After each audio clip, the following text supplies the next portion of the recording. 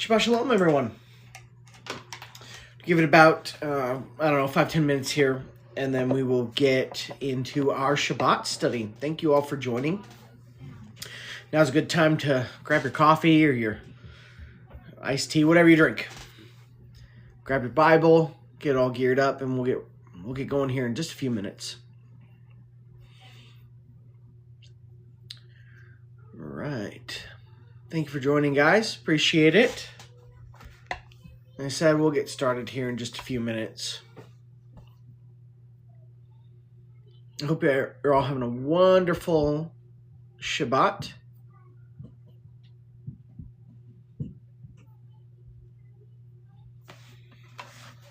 If you guys have any questions, comments, prayer requests, feel free to drop them down in the chat below. Even my YouTube folks who are watching this later, feel free to drop it in the chat and I'll get with you guys.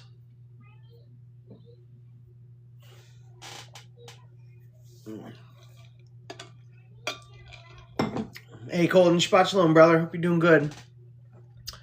Evelyn, thanks for joining. Good to see you guys.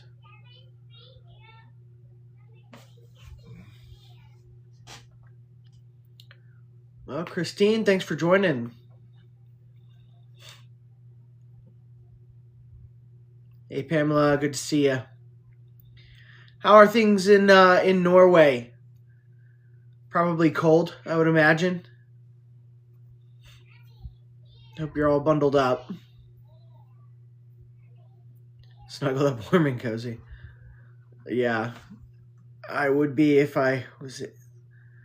Well, to be honest, it is kind of cold here today. I don't think it's Norway cold, but how is my family? We are doing very good. Thank you for asking. Very much appreciate it. Can't complain. Can't complain.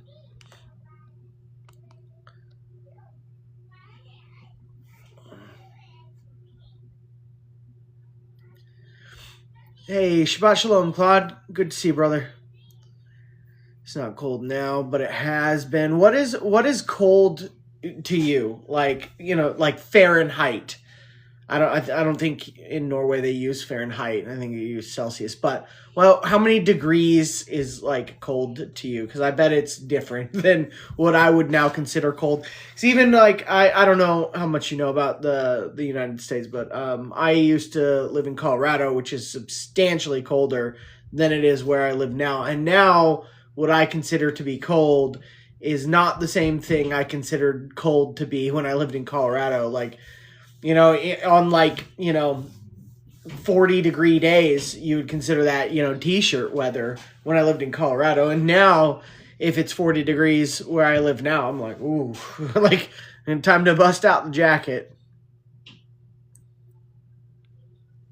You have to look that. Well, just tell me in Celsius. I'll figure out the difference there. Jairus, Shabbat Shalom.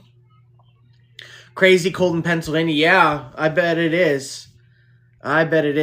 Well, way early for this time. I know, same here. It's already a colder winter than we usually have down here in the middle South.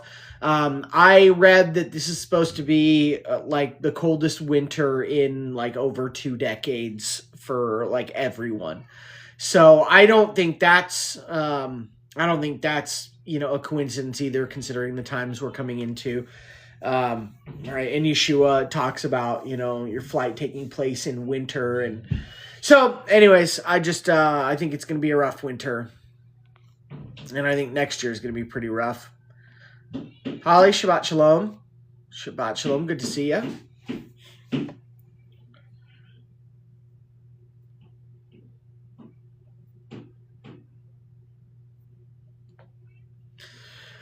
Thank you guys for joining. Sorry for the late start.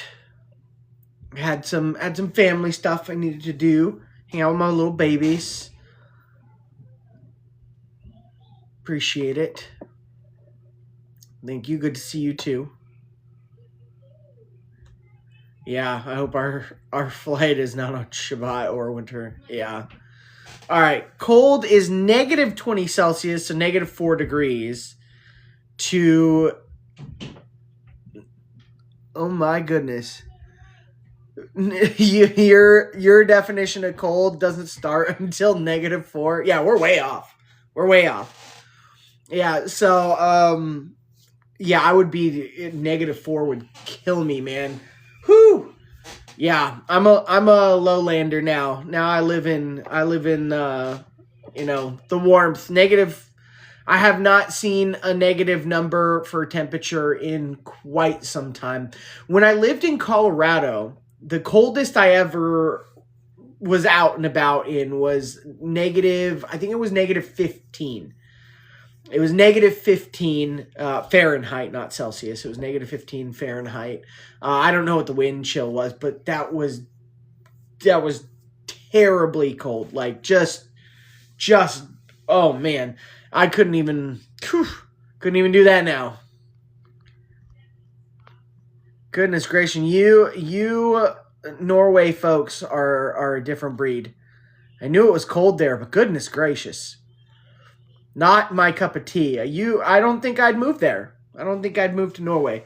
I don't want those kind of winters. Not my cup of tea. Pretty much it'd be nice if it never got below like 35, right? Like that, like the minimum. If that was the minimum, that'd be pretty cool for me. And even that, I mean, if I'm really being honest, like my body, it probably is like, hey, it'd be great if it never dropped below like 50, you know, like 50 on the max. That'd be great. If it could just stay between like 50 and like 80, like 50 and 80 all the time, that'd be perfect weather. That'd be the best weather ever. I could do a little bit warmer, I guess, but you know, we get some nasty summers here where I say, well, when it gets like into the 90s, you know, and the low hundreds and all the like 100% humidity, it's equally horrible on the other extreme. So I don't like it when it's super hot, and I don't like it when it's super cold. Man, I'm getting bougie in my old age, I guess, you know.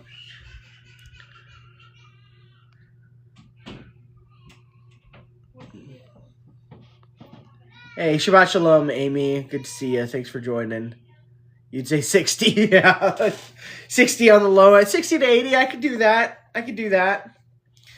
I definitely, I think probably like fall is probably my favorite season.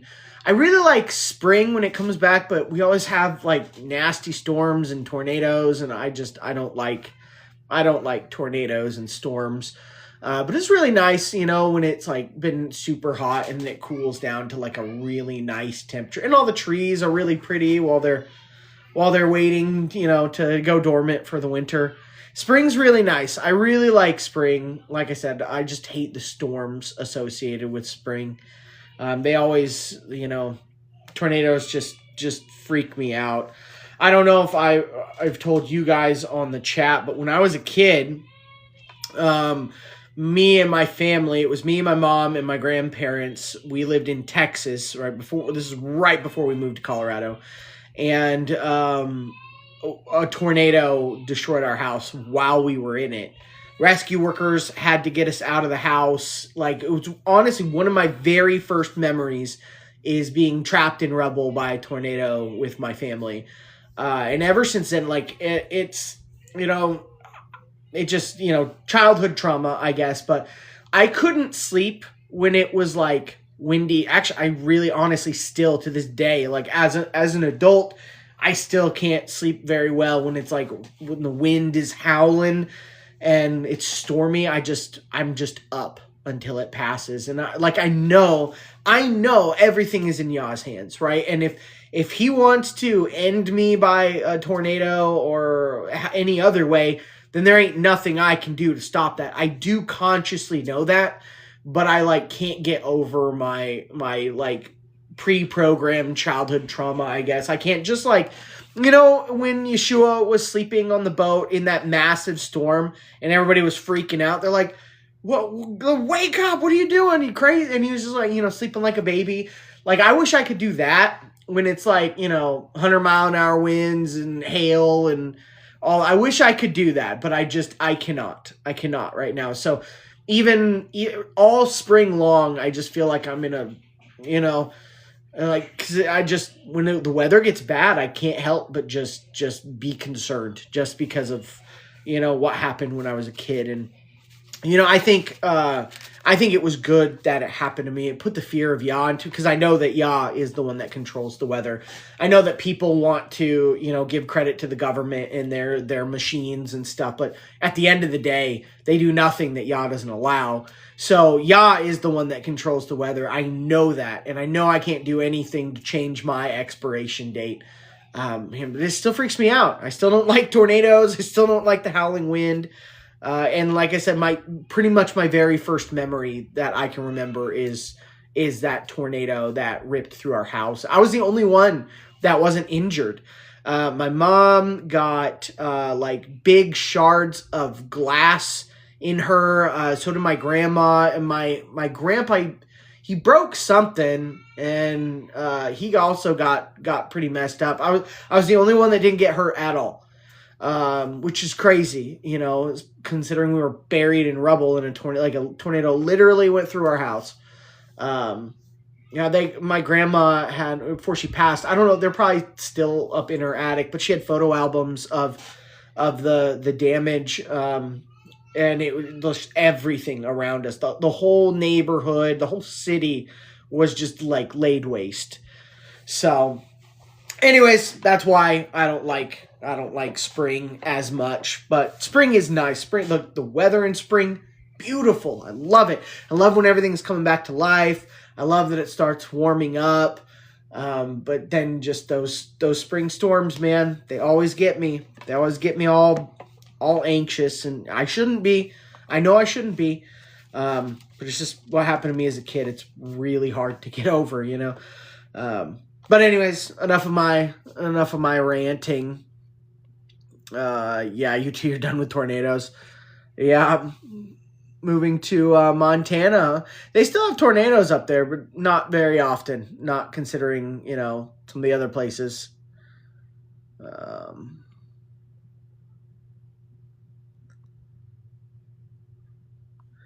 My trauma was Cage Bridge. Still don't like them. Wow. I guess we all have something, huh?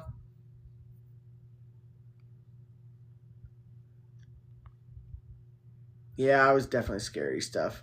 We don't have tornadoes in Norway. Yeah, that's nice. You just have deathly freezing cold. I don't know if it was like, you know, -4 all the time, or I lived in a place with tornadoes. I might have to roll the dice. I'm not sure. I really don't like the cold that much. Not anymore. You can do the heat more than the cold. Yeah. I bet. Like, I don't know. I think it's easier. In theory, the cold is easier because of the heat, because it's easier to warm up than it is to cool down. But at the end of the day, I'm just like, I don't know, man. I don't know. Like, I think I'd rather, I don't know. It's, you know, 6 of one, half dozen of the other. It wouldn't be great to, you know, melt to death, and it wouldn't be great to freeze to death. So wouldn't be my top choices, you know, if I got to choose. Just moved back to California on a mountain. 2 earthquakes since I moved back. Yeah, I bet.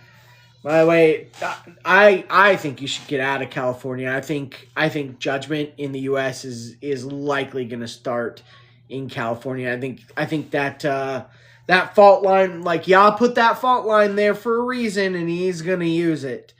That's my opinion on that one, you know. And I think that he put that super volcano under Yellowstone for a reason. I think he's going to use that one too. And heck, I mean, there's a fault line that runs through, like, you know, western Tennessee and that whole area. Like, he didn't build these in for fun. Like, he made the earth, and he put those fault lines there for a reason. And I think it's going to be, for judgment, you know, and not, you know, it is what it is. You know, he'll either protect us or it'll be our time to go. So,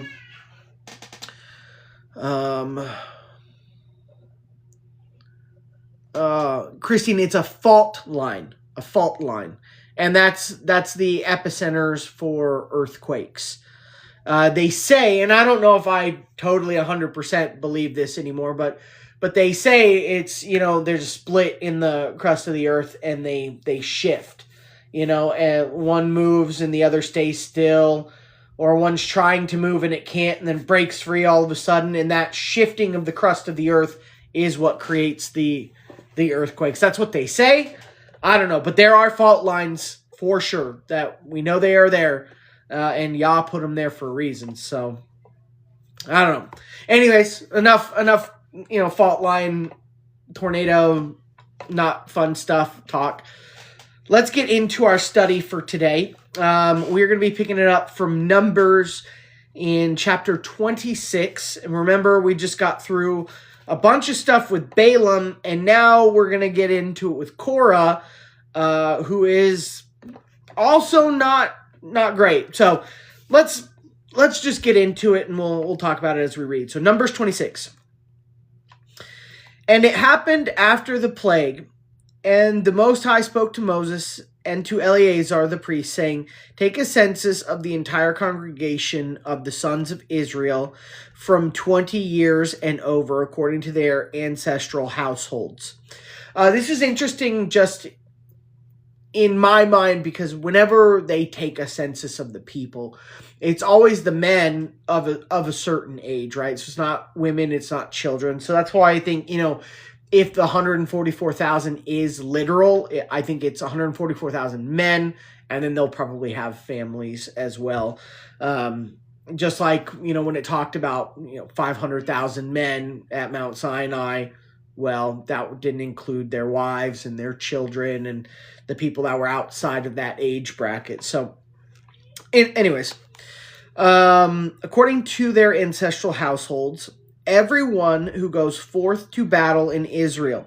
Then Moses and Eleazar the priest spoke in Araboth of Moab beside the Jordan, down by Jericho, saying, from 20 years and over, the way the Most High commanded to Moses, there it is again, the way the Most High commanded to Moses, you and the sons of Israel who came forth from Egypt, Reuben, the firstborn of Israel, and the sons of Reuben, Enoch, and the clan of Enoch, to Palu, the clan of the Paluites, to Hezron, the clan of the Hezronites, to Carmi, the clan of Carmi. These are the clans of Reuben, and their inspection was 43,730. And the sons of Palu, Eliab, and remember, or those of you that are subscribed on the email list that have been receiving the name studies, he does nothing in here by accident. So I'm sure there's a name study to be done through here.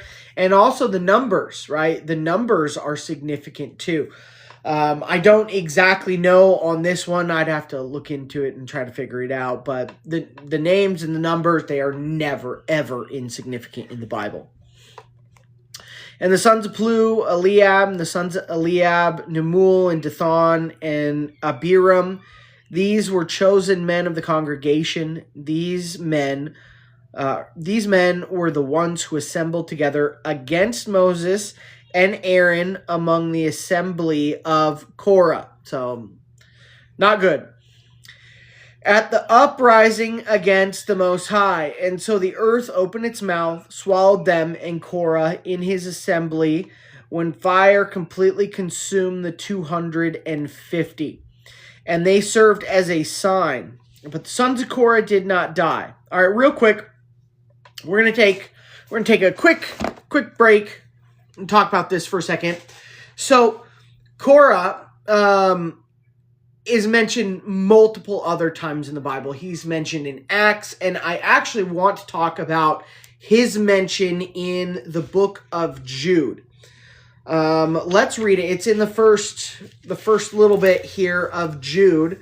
So I'm going to start from I'm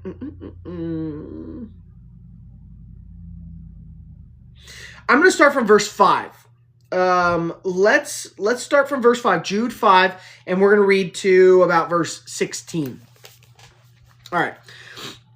Now, I want to remind you, although you once fully knew it, that Yeshua, who saved a people out of the land of Egypt, afterward destroyed those who did not believe. Now, there's a lot we could talk about right there. I know I'm getting off on a secondary point here, but this is my point here. Like, Yeshua is submissive to the Most High. The Most High is over all of it. But I truly believe, and the Bible flat out says, that Yeshua is the one leading the people here. That the covenant that was made, that the people chose to break and disregard, was made between the people and Yeshua. And the new covenant, or renewed covenant, is going to be made between Yeshua and the people as Yah, the Father, over all of it.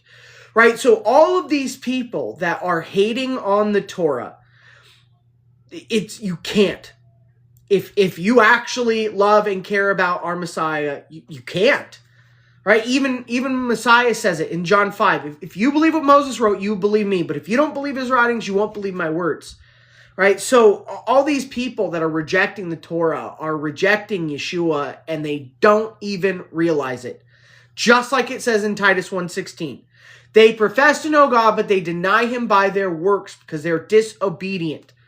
Right? So all these people that are once in Torah, it's a large shift. A lot of people are going back to the ways of the world from Torah. Like, a lot are being outspoken about going back to things like Christmas, back to Sunday worship, back to stuff like that. Yes, we're in Jude. They're going back to this, and it's just rejecting Yeshua and rejecting the covenant and rejecting the way that we're supposed to walk. All right, so anyways, we're going to keep going from verse 5. Actually, I'll go back. I'll just read it all the way through. So, verse 5. Now, I want to remind you, although you once fully knew it, that Yeshua, who saved a people out of the land of Egypt, afterward destroyed those who did not believe. Because belief is always associated with obedience. Always. Every time in the Bible, Old and New Testament, test me if you don't believe me. And start at John 3:36. And the angels who did not stay within their own position of authority, but left their proper dwelling, he is kept in eternal chains under gloomy darkness until the judgment of the great day, which is coming very soon, I think. Just as Sodom and Gomorrah and the surrounding cities, which likewise indulged in sexual immorality and pursued unnatural desire, serve as an example by undergoing a punishment of eternal fire. That don't sound good. We're still going. Verse 8. Yeah, in like manner, these people also, relying on their dreams, which is what a lot of people do, defile the flesh, reject authority, and blaspheme the glorious ones. If you reject Torah and his ways, you're blaspheming Yeshua. You're blaspheming our Heavenly Father. You're blaspheming the Holy Spirit who empowers you to keep these commandments. A lot of people are doing it. Verse 9. But when the archangel Michael, contending with the devil, was disputing about the body of Moses, he did not presume to pronounce a blasphemous judgment, but said, "The Lord rebuke you." But these people blaspheme all that they do not understand, and they are destroyed by all that they, like unreasoning animals, understand instinctively. Woe to them! For they walk in the way of Cain and abandon themselves for the sake of gain to Balaam's error, which we just finished reading about, and perished in Korah's rebellion. These are hidden reefs at your love feasts. Hidden reefs at your love feast, not the Most High's feast, yours. As they feast with you without fear. What are they doing out there? They're feasting without fear. No, we can do the way of the world. You don't have to worry about this. It's okay. When you know, you know. Shepherds feeding themselves, waterless clouds swept along by winds, fruitless trees in late autumn, twice dead, uprooted, wild waves of the sea casting up the foam of their own shame, wandering stars from whom the gloom of utter darkness has been reserved forever. It was also about these that Enoch, the seventh from Adam, prophesied, saying, and this is directly out of the book of Enoch, Behold, the Lord comes with 10,000s of his holy ones to execute judgment on all and to convict the ungodly of all their deeds of ungodliness that they have committed in such an ungodly way, and of all the harsh things that ungodly sinners have spoken against him. These are grumblers, malcontents, following their own sinful desires. They are loud-mouthed boasters, showing favoritism to gain advantage. And that's what a lot of people are doing. But again, the point remains, like we just talked about Balaam, and we just talked about Korah's rebellion here. What I find interesting is that it associates these things with the way of Cain, right? Now let's think about that for a second with all these skin color and bloodline doctrines, serpent seed, the black Hebrew Israelite doctrine, or just your bloodline matters more than anything else. These people, it literally just said in Numbers that these people were of the right bloodline. So your whole bloodline idea out the window. And you know what? There's an argument to be made here because it talks about a mixed multitude coming out of Egypt. But either way, it does not mention their skin color whatsoever. It says they're of the right bloodline, and whatever skin color they are, it's, doesn't matter. It's not brought up. But these people were of the people, of the congregation, of the bloodline, of the lineage and descendancy. And what does it say? They were walking in the way of Cain. So clearly, our actions put us in the way of Cain far more than your bloodline or skin color ever did. And that's what I see all throughout the Bible, Old and New Testament, consistently. Just, again, test it for yourself. I honestly, I don't even think I have any people that come to these studies anymore that believe in serpent seed or the Hebrew Israelite doctrine. But if you do, just take a good hard look at all of the stuff in Scripture that points to your heart posture over your skin color and your bloodline, right? Because if Korah was of the right tribe and Korah was of the right skin color, none of it mattered because he chose to walk in the way of Cain. Right? It's not that he was born into it and couldn't change anything. He chose to walk in that because of his heart posture, because of his wickedness, because of wanting power. He walked in the way of Cain. So there's your serpent seed right there. The people who walk in rebellion, who walk in wickedness. And even if you're of the right skin color and bloodline, it does not matter. Does not matter. Exactly, Christine. Those who hear my voice. All right. But the sons of Korah did not die. Verse 12 back in Numbers. And the sons of Simeon, the clan of the sons of Simeon, to Nemuel, the clan of Nulamites, and Jamin, the clan of Yemenites, and Jakin, the clan of Jakinites. I'm probably butchering these, by the way. Sorry. To Zerah, the clan of Zerahites, to Shaul, the clan of Shaulites. These are the clans of Simeon according to their inspection, 22,200. And the sons of Judah, Er, and Onan and Er died in the land of Canaan. And the sons of Judah, according to their clans, to Selah, the clans of Shelonites, to Perez, the clan of Perizzites, to Zerah, the clan of Zerahites, and to the sons of Perez, to Hezron, the clan of Hezronites, to Hamul, the clan of Humulites. These are the clans of Judah according to their numbering, 76,500. All right, you guys, I'm all about reading the words on the page. I am going to skip a little bit ahead because, I started late today on YouTube. Doesn't matter for you folks because you're getting it at the right time. But on TikTok, I did start a little bit late today. So if you want to go back through and read these, I'm just going to skip to the part where they give the numbers for each of the clans, just because there's a lot. There's a lot here. So there is significance in all of these names and in the numbers. I would have to imagine if you put a visual representation of the numbers, it's going to be perimeters. In fact, I think somebody did it before where if you put all of the clans according to their numbers, in reference to the tent of testimony where he said they're supposed to be, it makes like a cross, which is significant. It's significant. But anyways, let's skip ahead. Verse 23, these are the clans of Zebulun according to their numbering, 60,500. By the way, if you guys are really nice to my wife, she might put out one of these name studies on chapter 26. So might want to ask her nicely. And we're skipping verse 24 down to 27.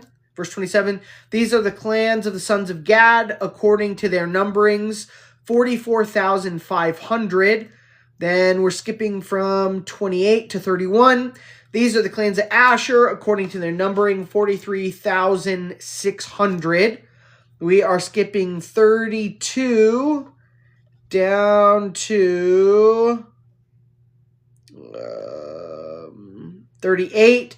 These are the clans of Manasseh according to their numberings, 52,700.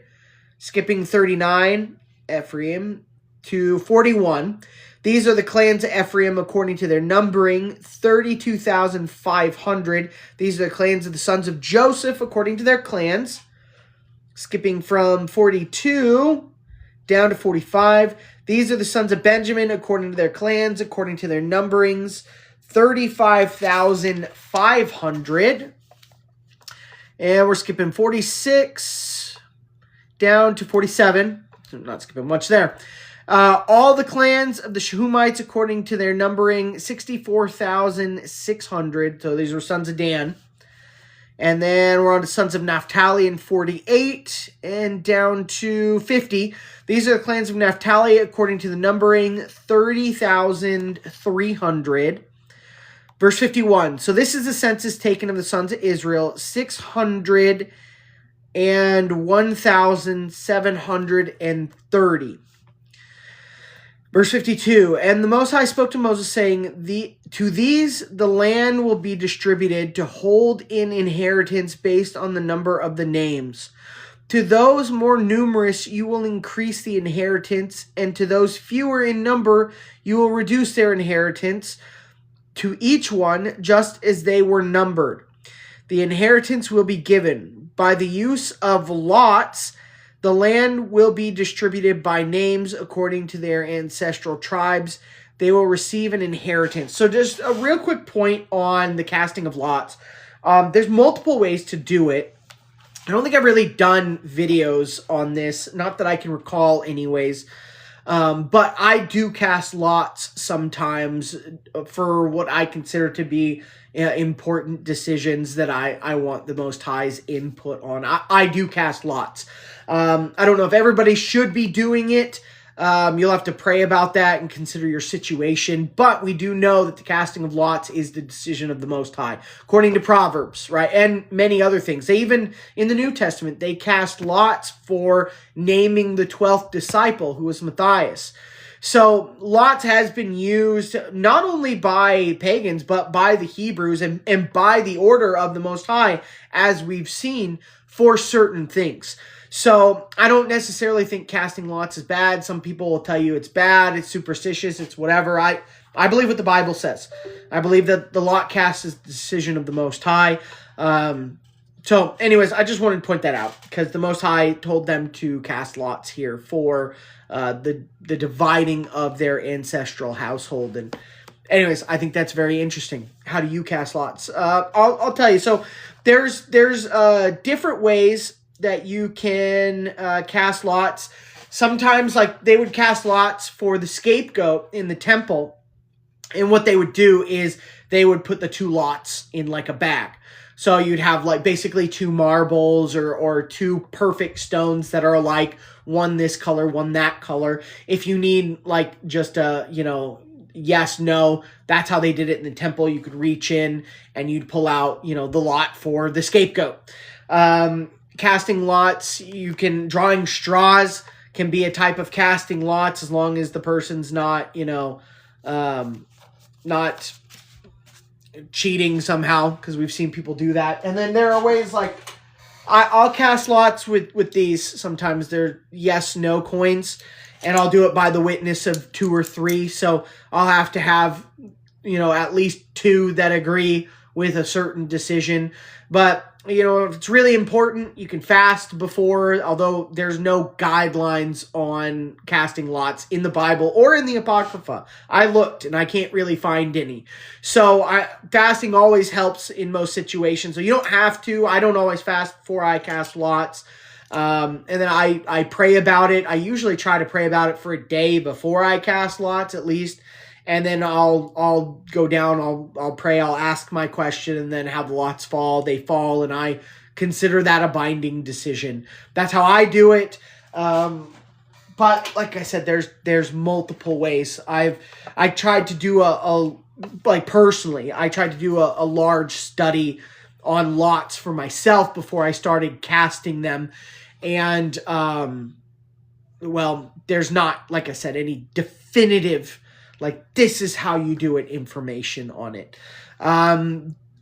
Is it always in your favor? No, definitely not. I've cast lots many times, and it was a favor that I wasn't expecting or didn't want. So I just try to have faith. You know, if I'm willing to bring it to the Most High in that, and he's the one that guides the lots, then I accept it, whatever it is. So the lots do not always favor you, for sure. I can speak from experience on that one. But can women do this? So here's the thing. I don't know. There is no definitive yes or no answer on that one. There's nothing in the Bible that I could ever find or in the Apocrypha of women casting the lots. It always seems like it's men casting the lots. But again, I can't find it definitively in here. My wife decided she is not going to cast lots. And if she has a question, she wants me to do it for her if it pops up. And again, I don't think this should be like, let me just real quick, because some of you are talking about trying it.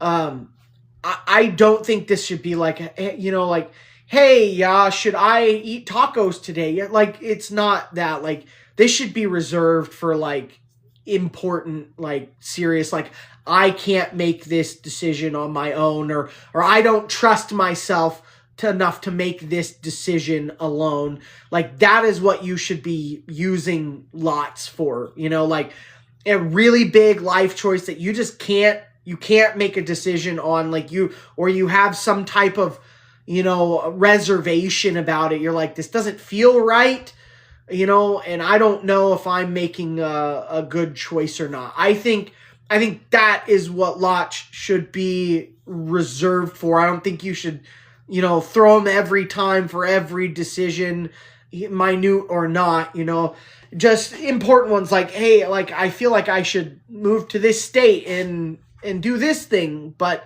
like it seems like you're opening the door for this, but I don't really want to do it. I don't know if I'm supposed to do it. Stuff like that, you know. There are no guidelines about the casting of lots for women.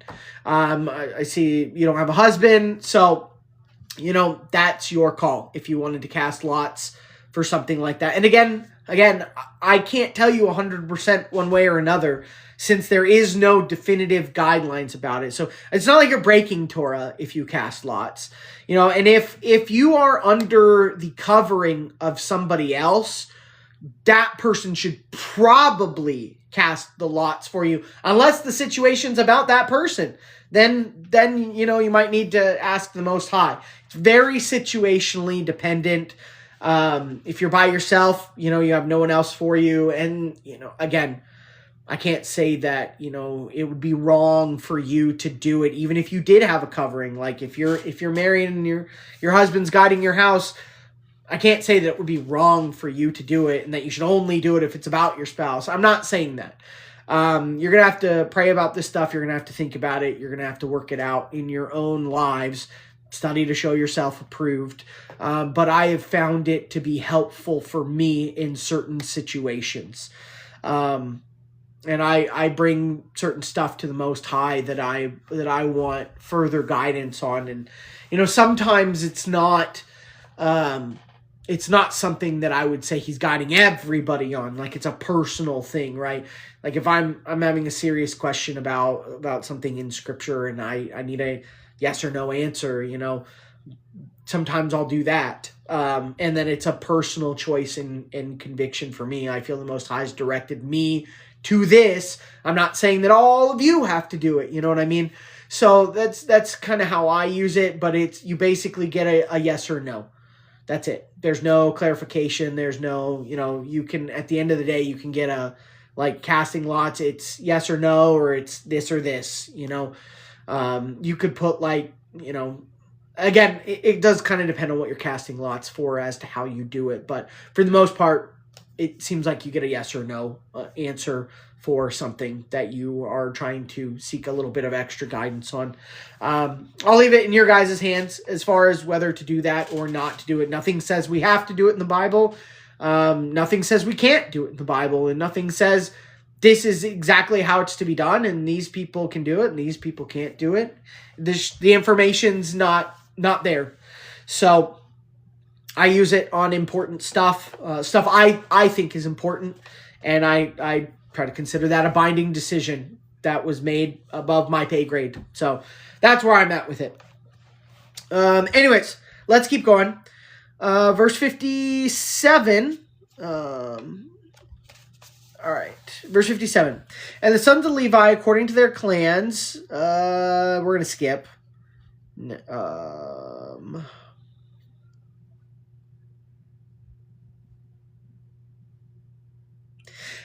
Actually, I'm going to read this part, so we're going to skip to 59. Now, the name of his wife was Jochebed, daughter of Levi, who bore them from the tribe of Levi in Egypt, and so she bore to Aram, Aaron, and Moses, and Miriam, their sister. Right, so establishing lineage here.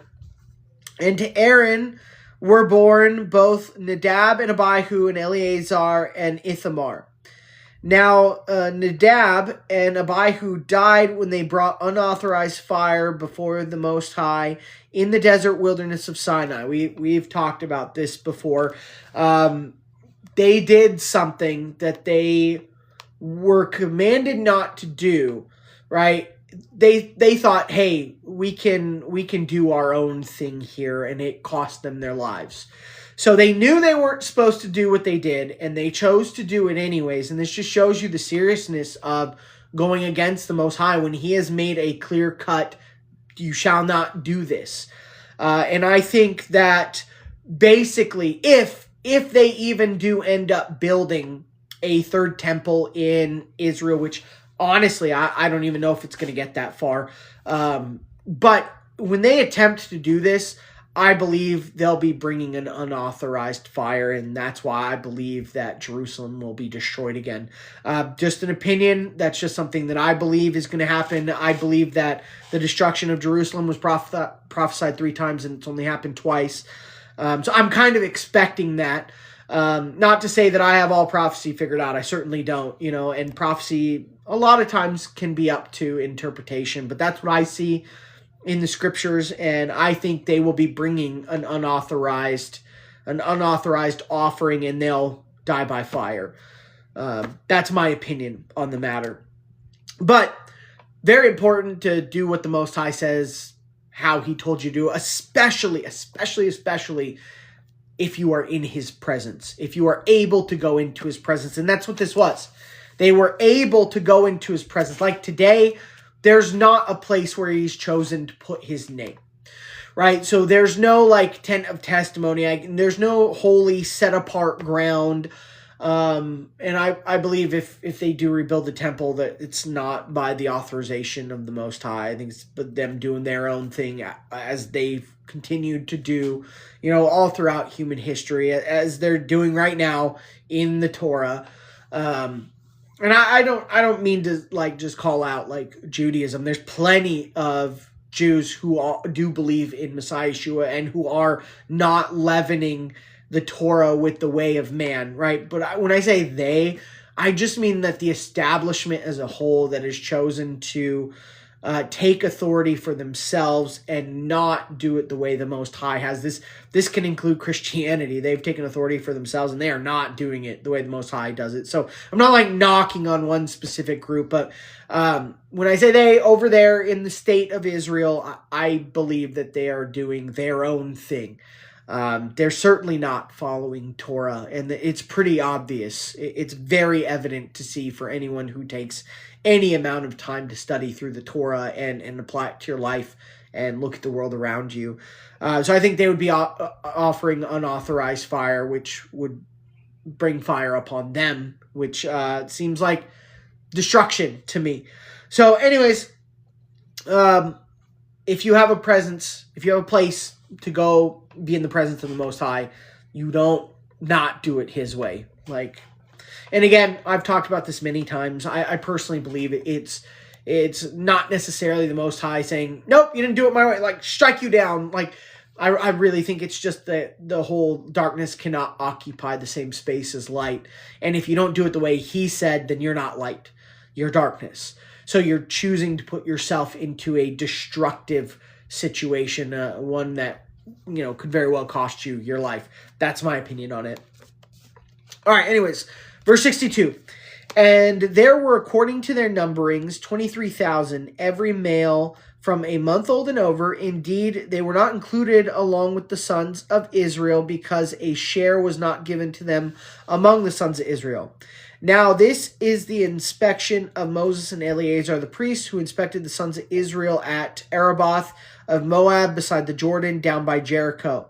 Now, among these, there was no man of those who had been numbered by Moses and Aaron, whom they numbered, with respect to the sons of Israel in the desert wilderness of Sinai. For the Most High had said to him, they will die by death in the desert wilderness, and they will not be left from them even one person, except Caleb, son of Jephunneh, and Joshua, the son of Nun. So, we're going to get into some very interesting stuff later on. But we'll cap it there for right now. And let's get into our book of Natsarim study. I am excited about this. This book is very, very good. Oh, I have a visitor. Oh, I figured it's been a while. It's been a while since you guys got to see the little baby. Look at those cheeks. Hi, baby. Do you see yourself? That's a cute baby. You got some big eyes. She's like... Can you say hi? Hi. Shabbat shalom. Shabbat shalom. Those squishy cheeks, my goodness. She's getting chubby. She's getting the chubby cheeks. Oh, my little baby. She's just staring. Yeah. They're not so interactive at this age.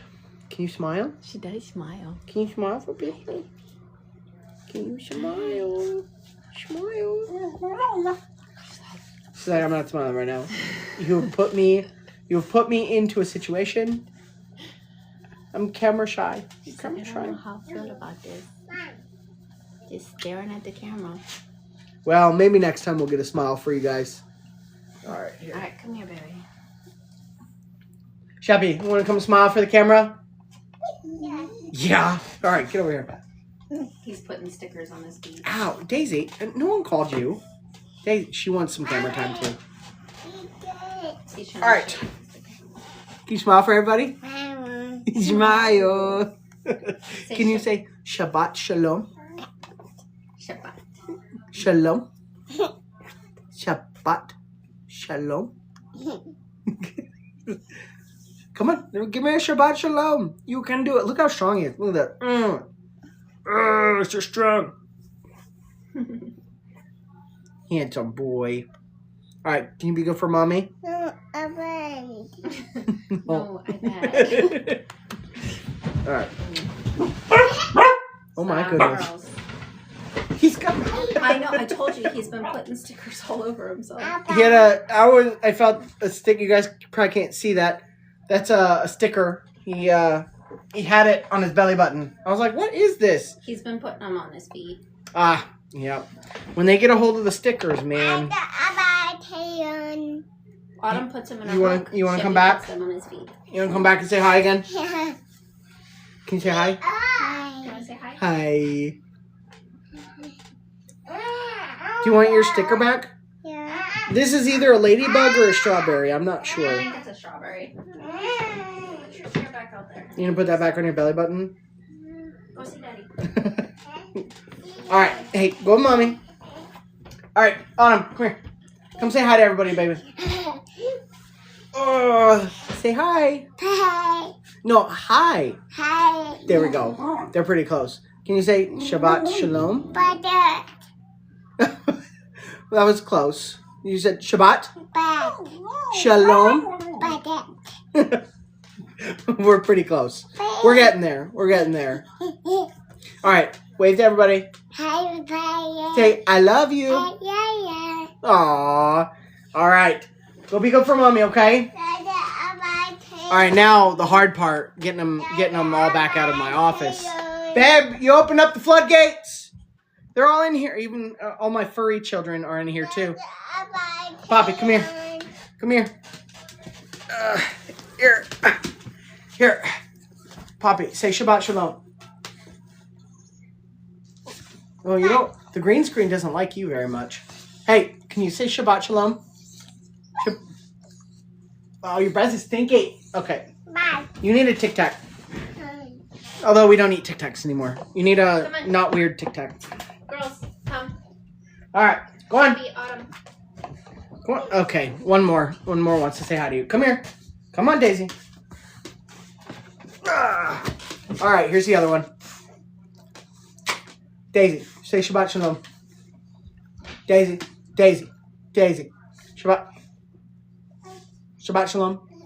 Oh, the green screen doesn't like you either. All right. Come on, girls.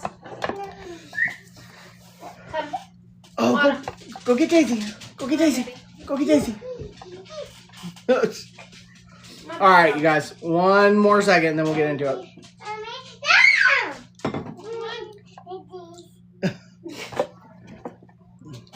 Get your magnets. Well, sorry, you guys. One second. Come on, baby.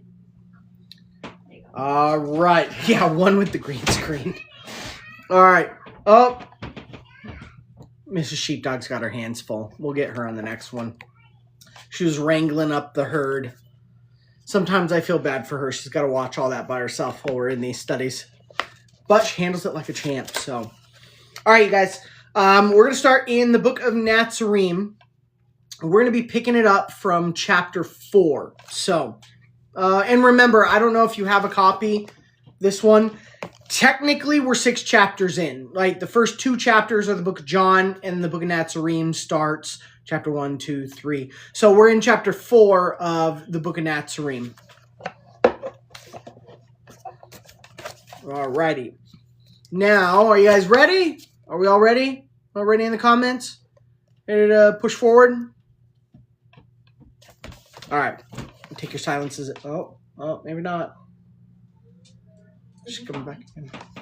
They asked where you were. Oh. I'm behind the scenes. She's behind the scenes. All right, let me put my bookmark. That's my nuggie. Hello. Yes, she talk. I don't come on here very much.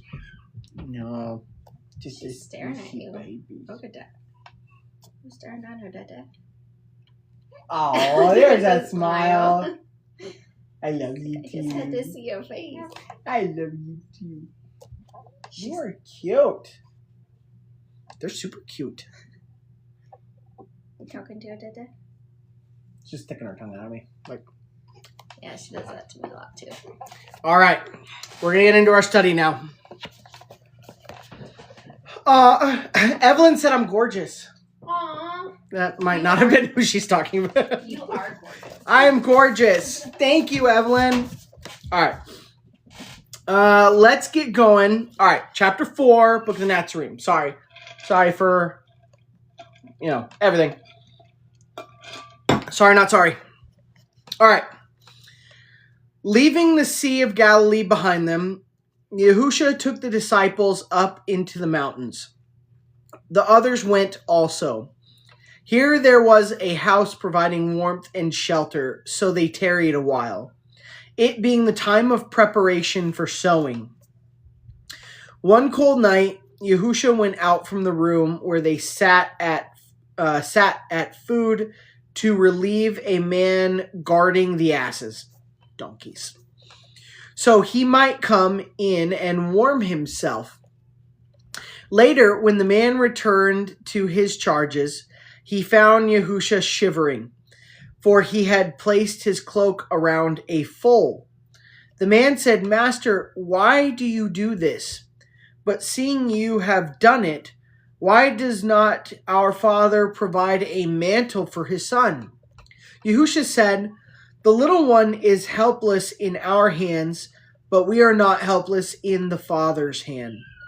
The foal has no choice but to remain in the stall, while I can choose to go or stay, to keep my covering or give it to another. If Yahuwah avoided the effects of our good deeds, what merit would they have?" So it's a very, very interesting way to put it. And, just saying, I did a video about this a long time ago, but in the Torah and in the Apocrypha, it talks about how we should have regard for the life of our beasts, so our animals, right? You're not supposed to, put them in dog fighting rings or rooster fights, like stuff like that, So very interesting stuff. So it could even be a good deed to take care of an animal. I could see that, Very interesting, though. If Yahuwah avoided the effects of our good deeds, what merit would they have? Good point. The man said, "I will pray Elohim to make me good even as you." Yahusha said, "Pray that your deeds merit the reward of goodness." Another night, a journeyman came seeking shelter and warmth and was given hospitality. He said to those who made him welcome, "You are blessed indeed to live here in warmth and comfort, while I must ride in inhospitable roads for my master." The following morning, having been well provided with sustenance for the road, he said to Yahusha, ere he departed, "Master, I listened well to your words last night. Since I'm a poor man suffering many hardships and my life is difficult, am I then assured of better conditions in the life to come?" Yahusha said, "By what standards do you think these things are judged? Using yours, the pack horse accompanying you would be more entitled to this assurance. For while you ate soup and slept in comfort and warmth, this uncomplaining beast, whose lot is much harder than yours, remained neglected in the cold. Together, the end of their stay, or towards the end of their stay, I learned man came to eat with them, one knowing all the books of wisdom and the Torah. While talking with the disciples, he said, 'Because of my knowledge, I am a man of no mean position, and many men are silent before me when weighty matters are under discussion.' Yahusha, overhearing this, said, 'Take no credit for yourself concerning your knowledge, but compare yourself to a borrower who has a debt to repay. Does the borrower receive credit for repaying what he has borrowed? Therefore, take no credit for the wisdom you dispense. And as to the acquisition of knowledge, is this not the end for which you were created?'" Interesting. Very interesting stuff. There's so much food for thought in this book. I don't like every couple of verses. It's just something that I feel like you could ponder about for a whole day. As far as this last part that we read, this guy talking about all the wisdom he has.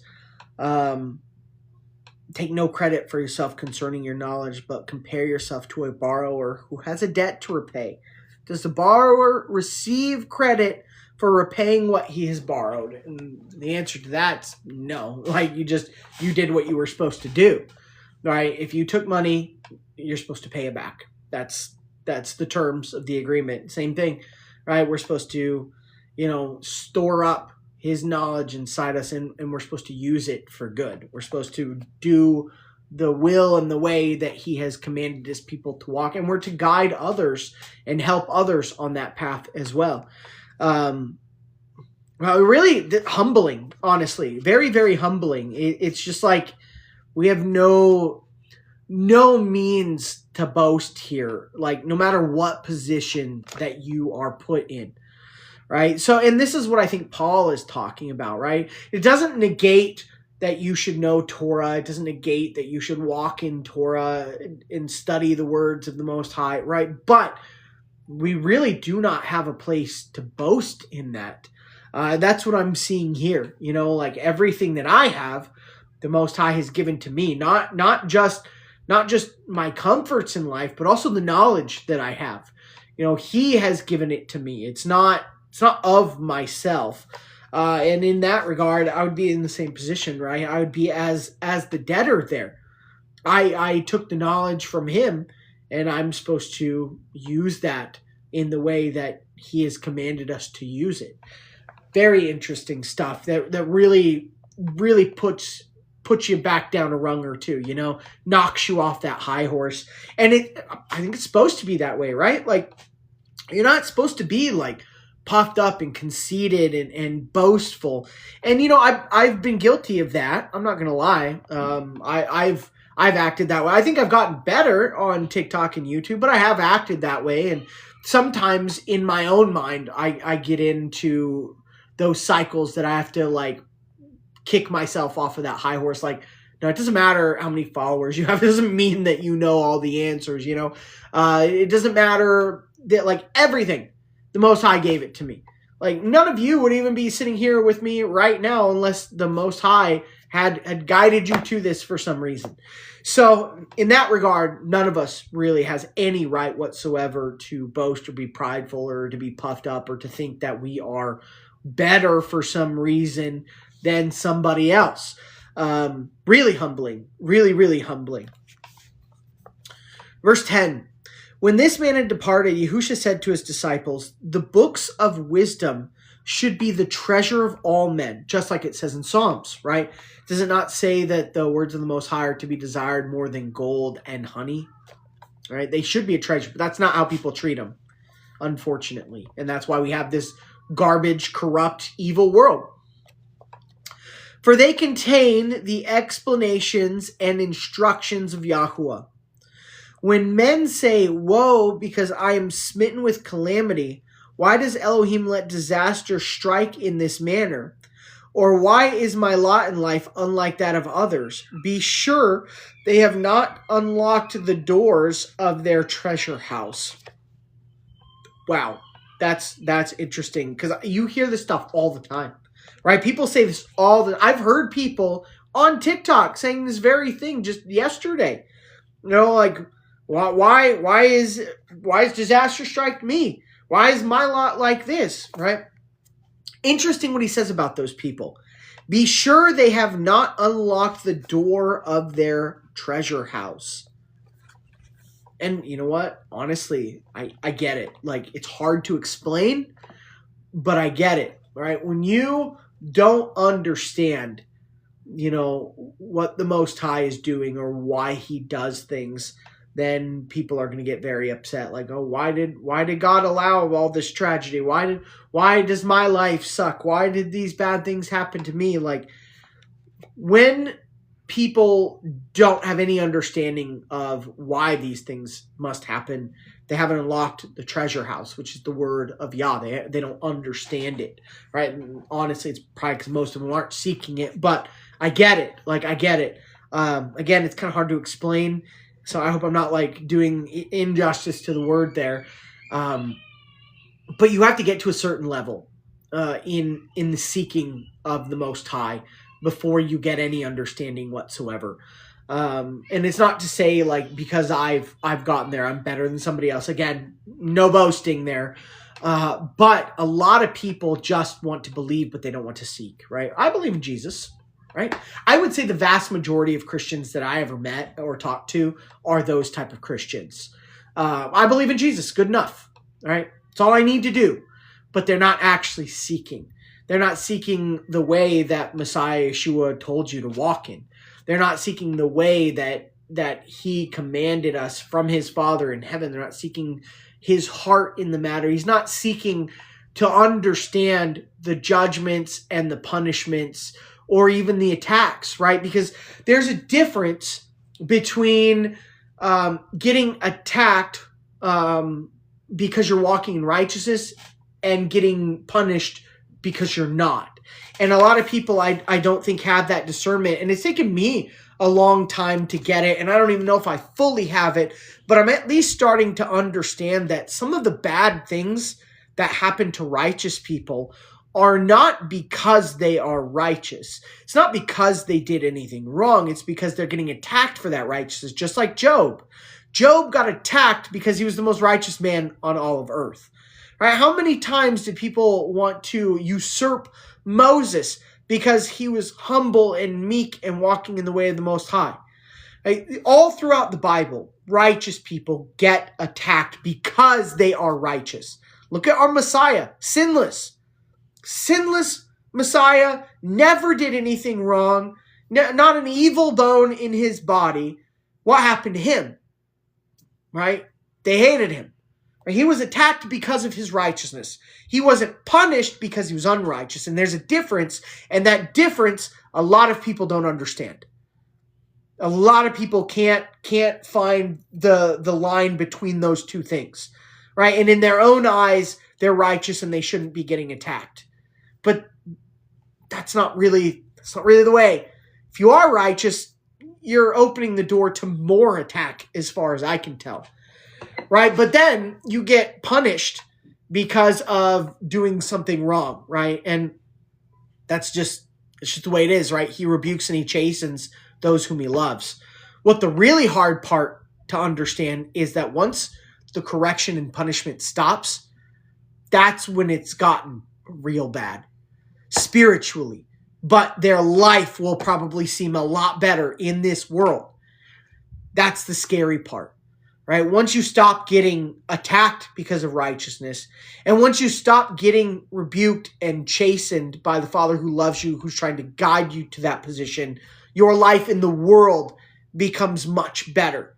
And that's why people buy into this prosperity gospel stuff, right? People don't want to get attacked for righteousness, and people don't want to get punished for walking in unrighteousness. But if the Most High no longer punish you and Satan's no longer attacking you, that means you've lost.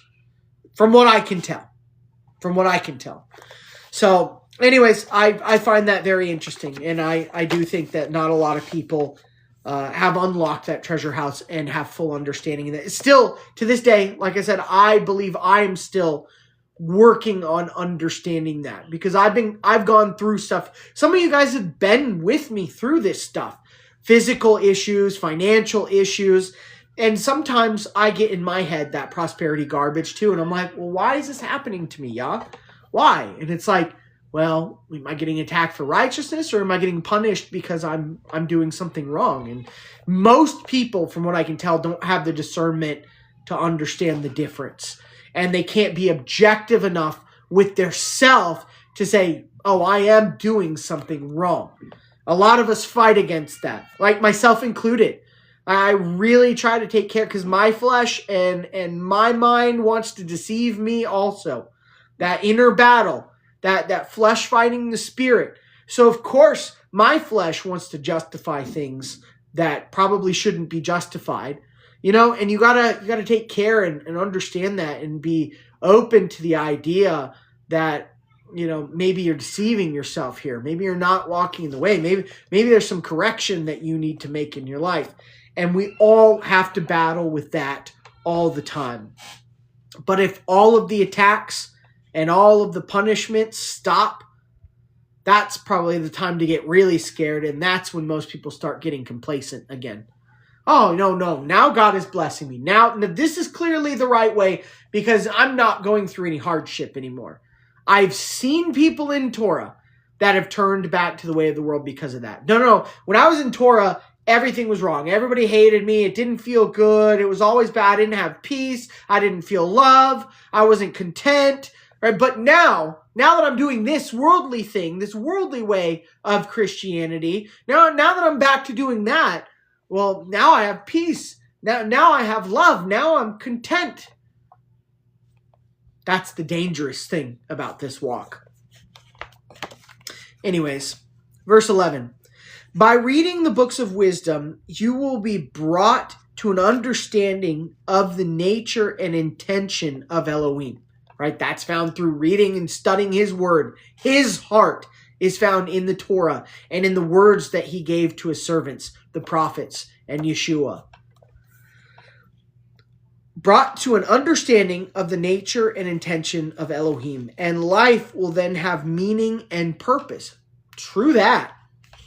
Without them, you can be likened to a man at sea in a fair wind, but lacking sail and oar. Reading them, but lacking guidance or understanding. You could be likened to a man at sea with a sail and oars, but without the ability to utilize them, right? So it's just like the parable of the sower. You know, it's like another way of putting the parable of the sower. Like, you can read the word of Yah. You can read it all the time. I've talked to people who have read the Bible, maybe even more than I have, but they didn't have the ability to discern it, to understand it, to put it into action.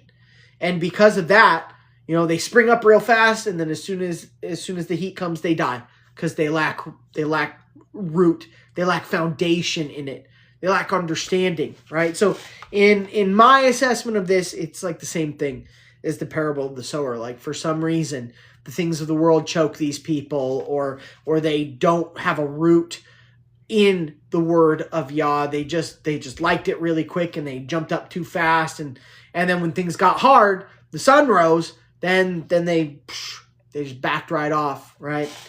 So, interesting. Verse 12. A disciple, one who had been with Yochanan, John, Master, tell us which is true. Yochanan taught the way of the wilderness and said, be the best of men, and let Elohim take care of his kingdom. For you are the rulers of the earth. Yet at other times he told us to wait the coming of one who would deliver us from the evils of this world and show us the path of righteousness, right? What is the path of righteousness? It's actually doing what the Most High commanded you to do. Without the leavening of man's doctrine, without adding or taking away, just doing it, reading it, acknowledging it, applying it to your life, both physically and spiritually. That is the path of righteousness. And that's scripture. That's not my opinion. Verse 13, Yahusha said, if you knew a distinguished guest was coming, would you not make fitting preparations, doing all things to ensure an appropriate welcome? If a man has many servants, does he thrash his own grain? The road indicated by Yochanan is not my road, but it leads to the same destination. I bring you to the way of the cross, which is the cross of life. Follow what I teach, and you will be with me at the end. Choose your path, for no man can plow two furrows, neither can the hands of two men hold the reins. That's very interesting. Think about it this way. So, not necessarily the cross like, Yeshua sacrificed on, although it's symbolic in that manner. It seems to me he's talking about the crossroads. Which path are you going to take, right? Are you going to take the narrow path that leads to salvation but is hard? Or are you going to take the broad, easy path that leads to death, the one that most people are on? And the cross, right? The cross can be significant of that, not necessarily, just the means of death and torture for our Messiah, Yeshua. Right? So it's multifaceted, and I love that because everything in the Bible is so multifaceted. It always means more than just what you think it means. It always has multiple layers. Like, you can read it and it's just like, oh, well, he wants me to do that. Well, yeah, he wants you to do that, but it also means this, this, and this. Like, it means spiritually this, and it has significance in this area as well. So it's really cool to see the cross as being multifaceted, right? And that would even make sense why the tribes were situated in a cross shape, a crossroad, right? Here in the wilderness, pick your path at the crossroad. Which direction you want. The narrow, hard path that leads to life, or the broad, easy path that leads to death. Very, very interesting. So much to think about, right? Like, you just got to take your time. You might even need to go back and read this and just ponder on some of this stuff. So, like, we've already read a number of things that you could spend hours just pondering on, at least in my opinion. And I'm definitely going to be doing that for the rest of the evening when we're all done. Like, you know, and this is why it's good to come back and read it. I've read this book multiple times, and every time it seems to get I get more understanding in it, you know? And it's just stuff that you need to constantly go back and reaffirm in yourself and think about and ponder about.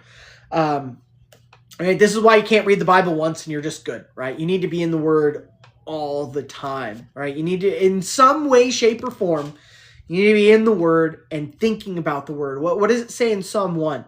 Right? Like, blessed is the man who meditates on his law day and night. And his law is the sum of his word. Right? It's everything in the Torah. It's everything in the prophets. It's everything in the writings. It's everything in the words of Yeshua. It's everything in the disciples. It's everything in these apocryphal books that we're reading that are clearly inspired. So, it's the sum of his word. Things to ponder on, and you can't do that in one day, and you can't do that just for the one time. Like, this is a growing process. We are all growing. Myself, I'm still growing. I'm still trying to get better. I'm still trying to hone in on that narrow path and not go too far to the left or too far to the right and fall off it. Right? Like, I'm still trying to do that. And I come and read the Bible with you guys multiple times a week. And still, I am trying to do this, right? So if somebody's just not spending any time in the Word at all, how are you meditating on it? How are you applying it to your life? How are you thinking about how to apply it to your life? And how can you be a tree planted by streams of living water that yields its fruit in its season, right? Like, you know what you're supposed to do when you're supposed to do it. That's what yielding fruit in a season is.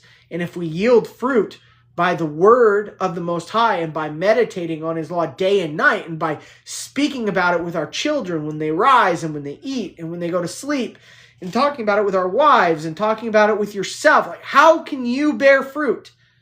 How can you know what you're supposed to do, when you're supposed to do it, if you aren't meditating on the sum of his word? And this just goes right back to some of this other stuff that we were talking about a few mere verses before this. So, anyways, be in the Word is all I'm saying. You know, come study with me. I love having you guys study yourselves, listen to audio Bibles, do whatever you got to do, but stay in the Word and ponder on it and think about how to apply it to your life and how to do better. Because I don't know about you guys, but I constantly feel like I'm failing in some way, shape, or form.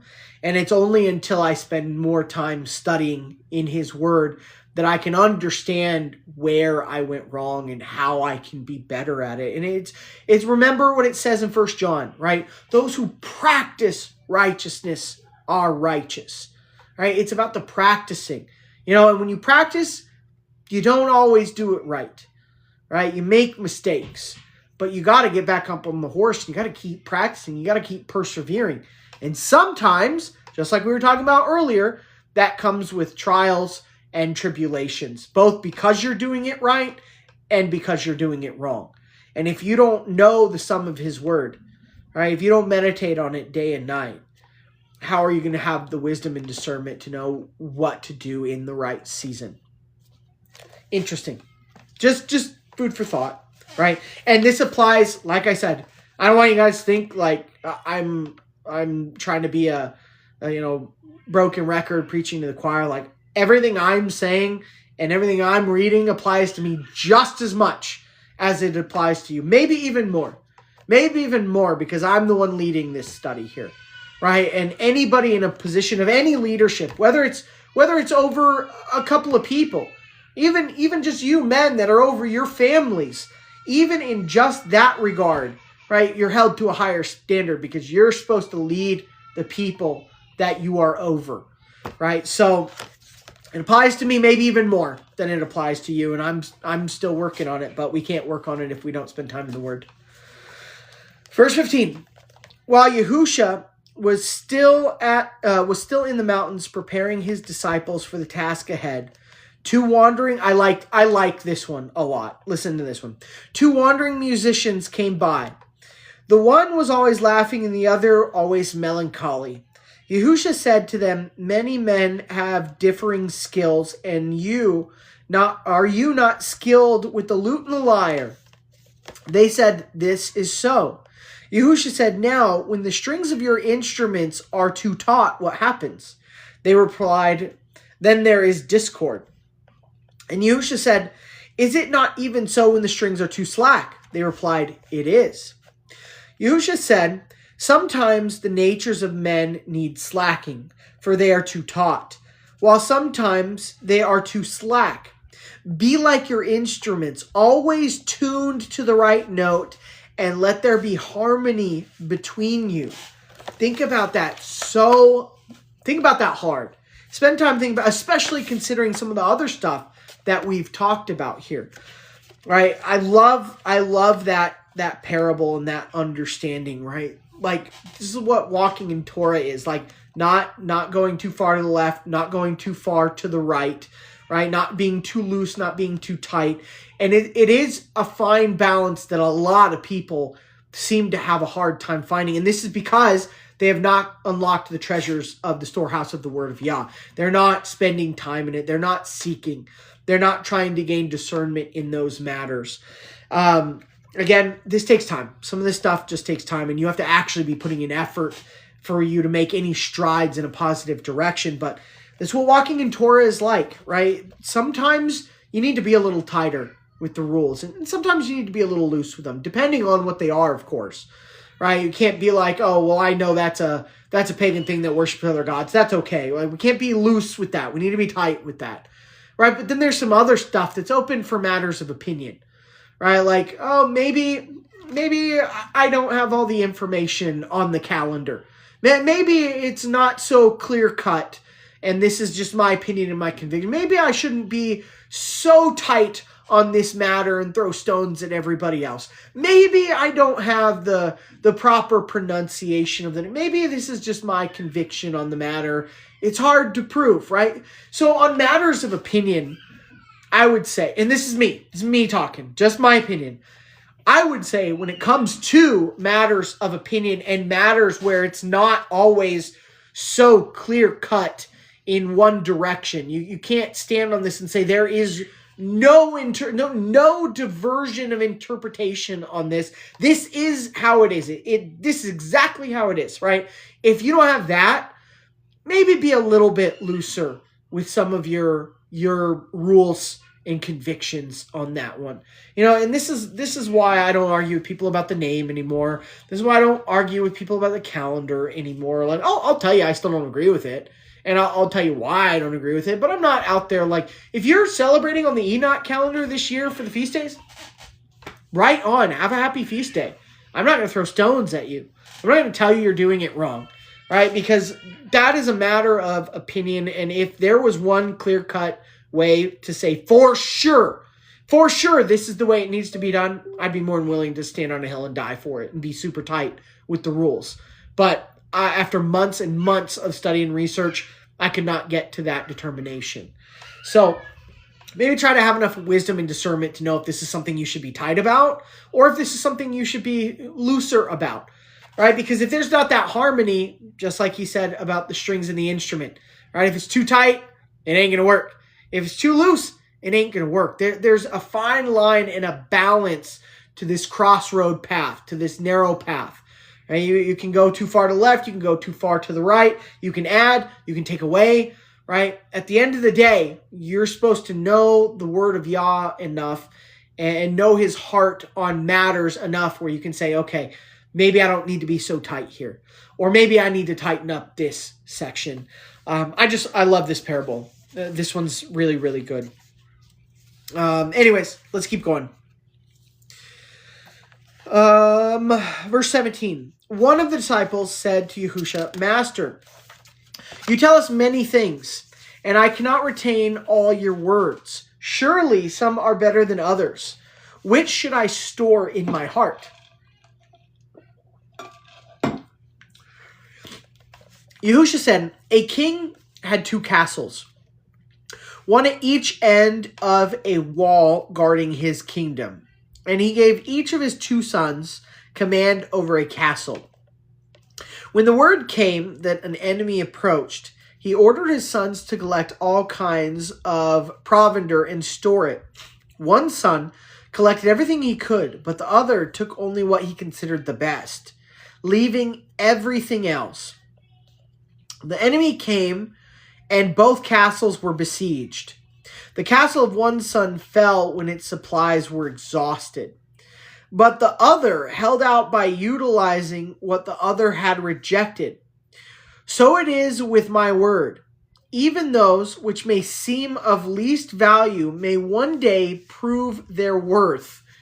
Wow, that is so filled with wisdom, right? Like, I mean, Book of the Enlightened Ones, I think so. Like, it's just like, really think about what he's saying here. He's saying, like, things that you may consider to be worthless or not that important in the Word might one day be very important, you know? And this is why it's important to even walk in what you would, I say you would consider the least of the laws, the least of, I get so many arguments from people on TikTok and YouTube all the time. And it's always about a handful of things. Like, I could set my watch to it. Like, their arguments, I can almost get to the point where I know what they're going to say next. Like, they all think this is the first time that I've ever heard their argument. And I've heard it thousands of times because they're all taught the exact same thing. And like, it's not hard to understand where they're going to go with it. So I hear these arguments, oh, God's not going to send me to hell for eating bacon, right? In their eyes, that's the least of the commandments. That's certainly not what God said. He said when you eat these things, it's an abomination, and nothing that God says an abomination will ever enter into his kingdom. Well, like, think about it. Even if you didn't read Isaiah 65 and 66, which make it very clear cut that you're not supposed to be defiling your flesh with the things that God says not to defile your flesh with. But in their eyes, that's the least of the commandments, right? And I was there too for a very long time when I was a mainstream believer. I was like, it's just bacon. It's just like, clearly none of this stuff matters, right? So in my eyes at the time, and in many people's eyes right now, what you consider, and remember, God tells us what is the least and what is the most important. So we shouldn't ignore that. But in your eyes, right, this is the least of what you need to do as a believer, right? And that might just come into play where it's a lot more important than you think in the moment. Right, so I can see this playing out with arguments I get from people all the time about keeping Sabbath and the dietary laws, about not participating in the holidays of the world, like things that people consider the least. But if you actually just acknowledged what Yah said, then they would prove their own worth, and you'd be like, wow, this just not doing this little thing that I thought didn't matter at all is going to save my life, right?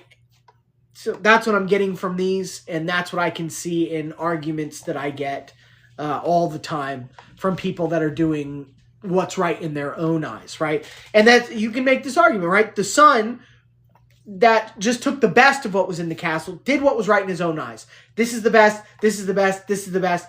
I'm going to take those. I'm going to leave everything else.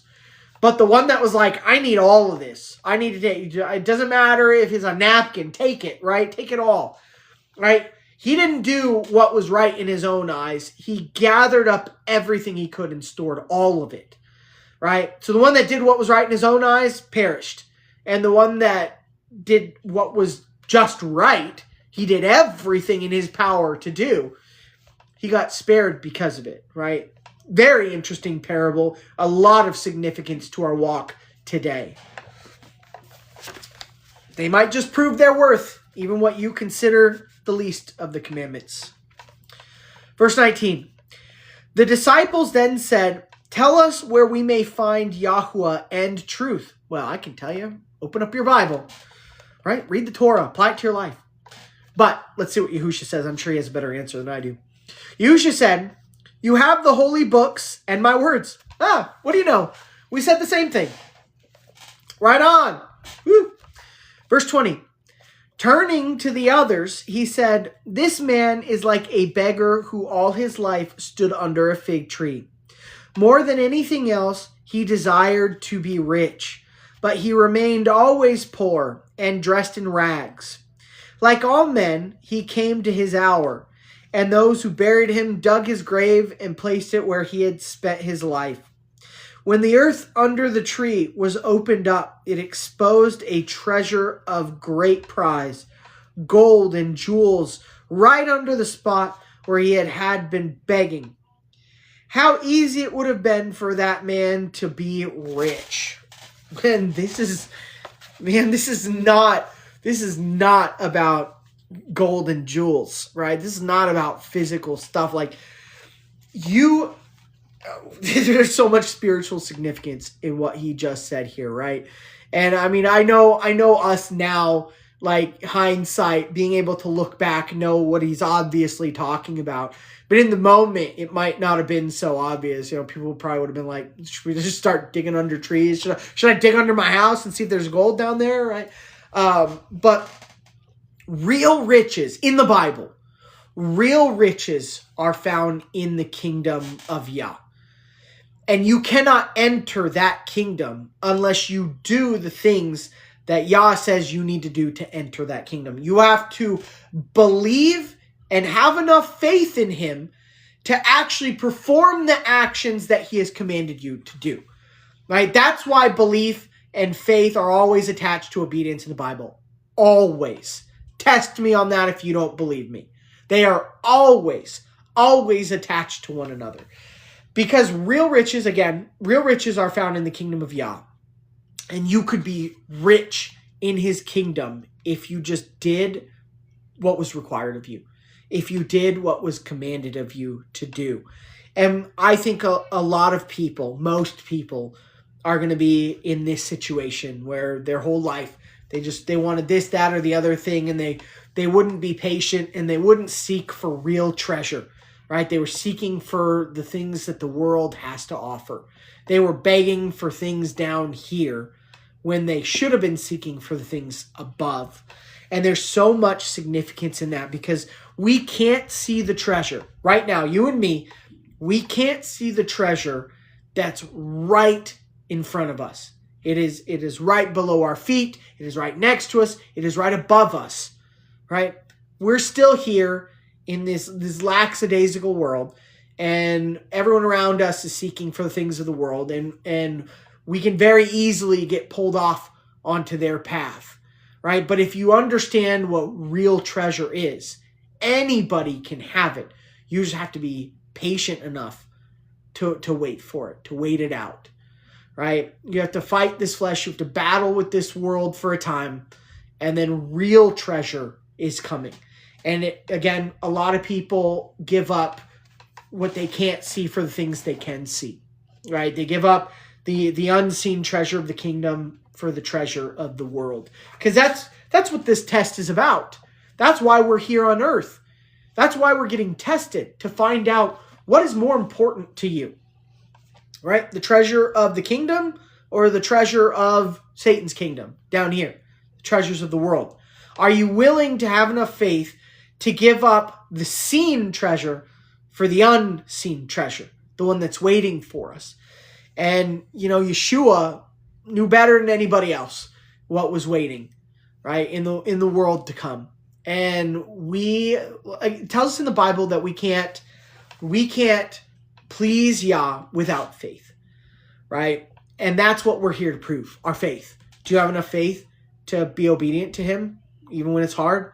Do you have enough faith to give up the unseen treasure for the seen treasure? Do you believe in his promises that he will make you kings and priests, that he will make you abundantly rich in the world to come, that he will wipe away every tear? And I have a strong suspicion that the riches of the kingdom are not the riches of this world. Like, I don't need a pile of gold, right? That's not what I'm seeing. Maybe he will give everyone a pile of gold. I don't know. I have no idea. I can't see the treasure, right? But I do know that what he's offering is better than what this world is offering. And every day we have to fight to stay on that narrow, hard path if we really believe it, you know? And again, I'm speaking to myself.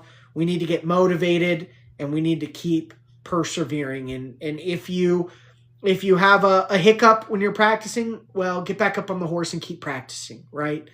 It's the best thing we can do because we know that there is real treasure waiting for us. We don't know what it is, but we know it's good, right? So keep seeking his will and his way and believe in his treasure. How easily we could have been rich, right? What do you want to be rich with? All right. Anyways, interesting parable. I like it. Verse 21.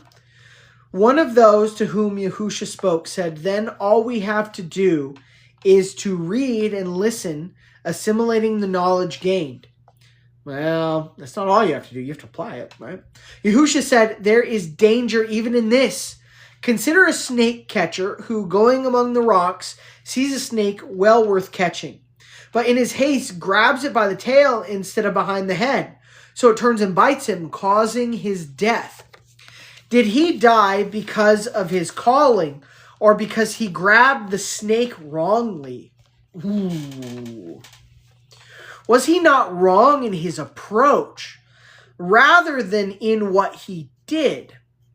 It is even so with those who know the holy books from end to end, but handle them wrongly. Goodness gracious. That cuts deep to the core, considering what's going on the last few months in the, I don't even want to call it the Torah observant community, just people that have claimed to walk in the commandments while maintaining faith and trust in Messiah Yeshua. We've seen a falling away. I've seen a falling away recently of a lot of people and a lot of, influential people turning back to the ways of the world, starting again to leaven the way of Yah with the way of men. And is it not them handling it wrongly, And it's just, again, it's so hard for me to understand their thought process other than that they want this way of the world back. Because when you look at, the things not in Scripture, right? Well, like, let's just take Christmas, for example. A lot of people are claiming Torah and going back to keeping Christmas and professing that it's okay, that it's not that bad. But it's not in the Bible, right? It's clearly leavening the word of Yah with a way of man. Clearly, there is no question. There should be no debate about that. It's not in the Bible. And the only similar mentions are not in a good context. I mean, you can make an argument that Jeremiah 10 is not about Christmas. Fine. Make the argument. But it sounds like Christmas, does it not? It's the only thing in the Bible that sounds like Christmas. There are a couple other things that sound like Christmas, but even those two are in a bad context, right?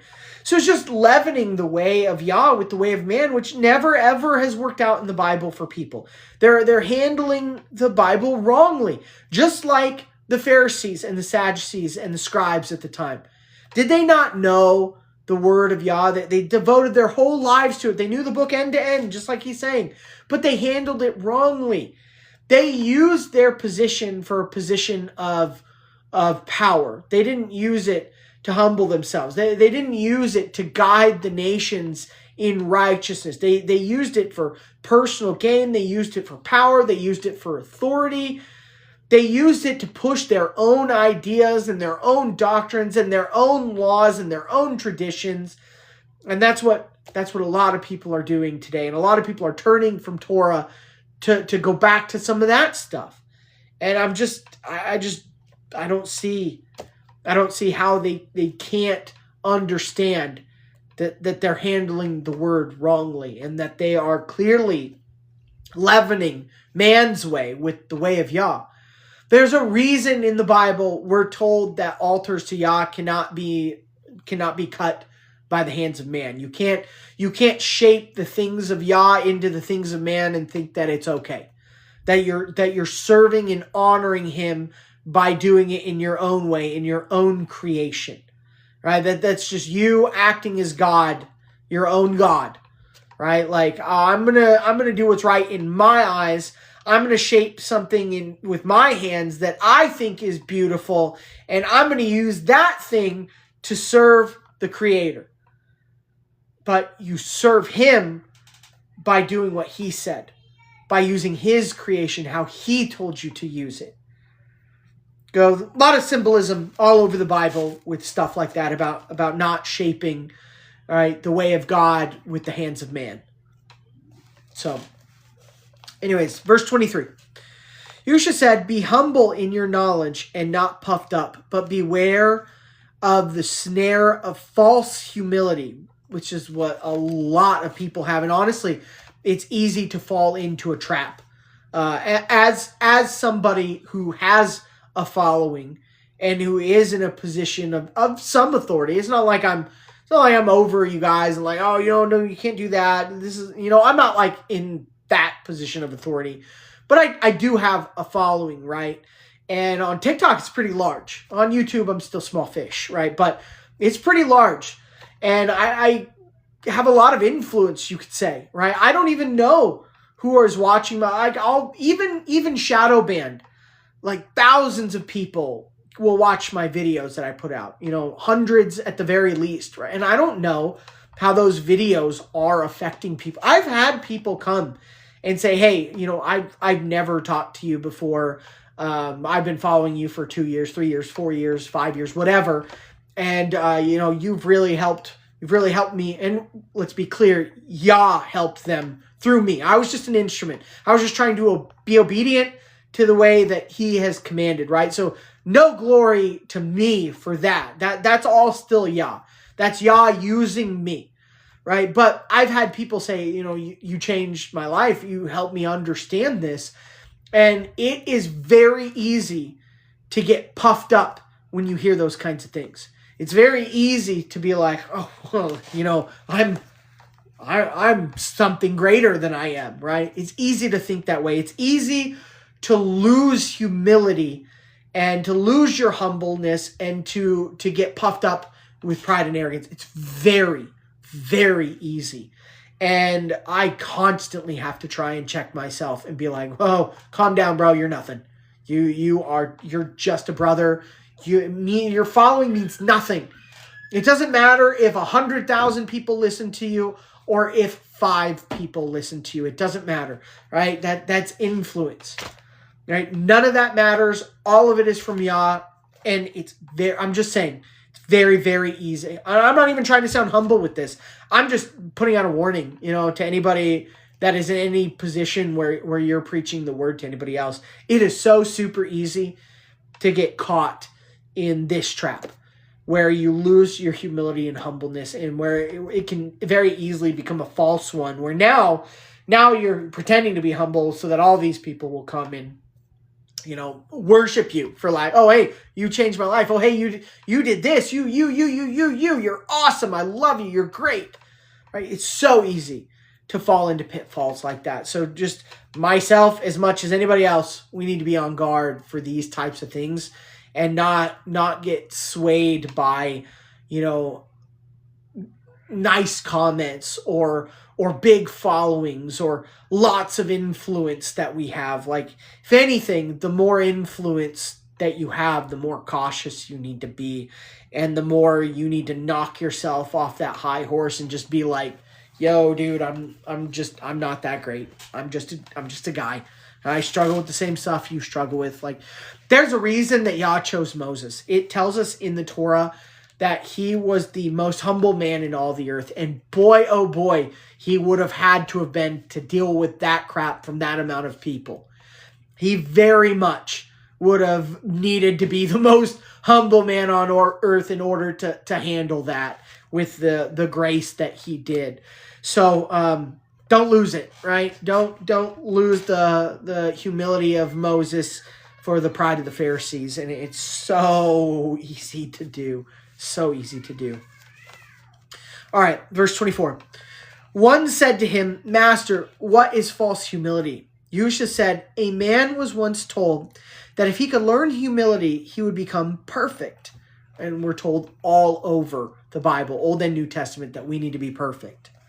Now, it's not impossible. Right? By man's standards, man wants it to be impossible, but it's not impossible in the Bible. So let's listen. And desiring perfection in himself above all else, he diligently studied everything relating to humility. Then there was nothing about it he did not know. However, one day a man said to him, what has your humility gained for you? Where have you benefited? To which the supposedly humble man replied, stupid one, what is the matter with you? For can you not see that having learned humility, I am now a perfect man? There's so much we could talk about in that one too. Right? Just knowing everything about humility doesn't make you a humble person.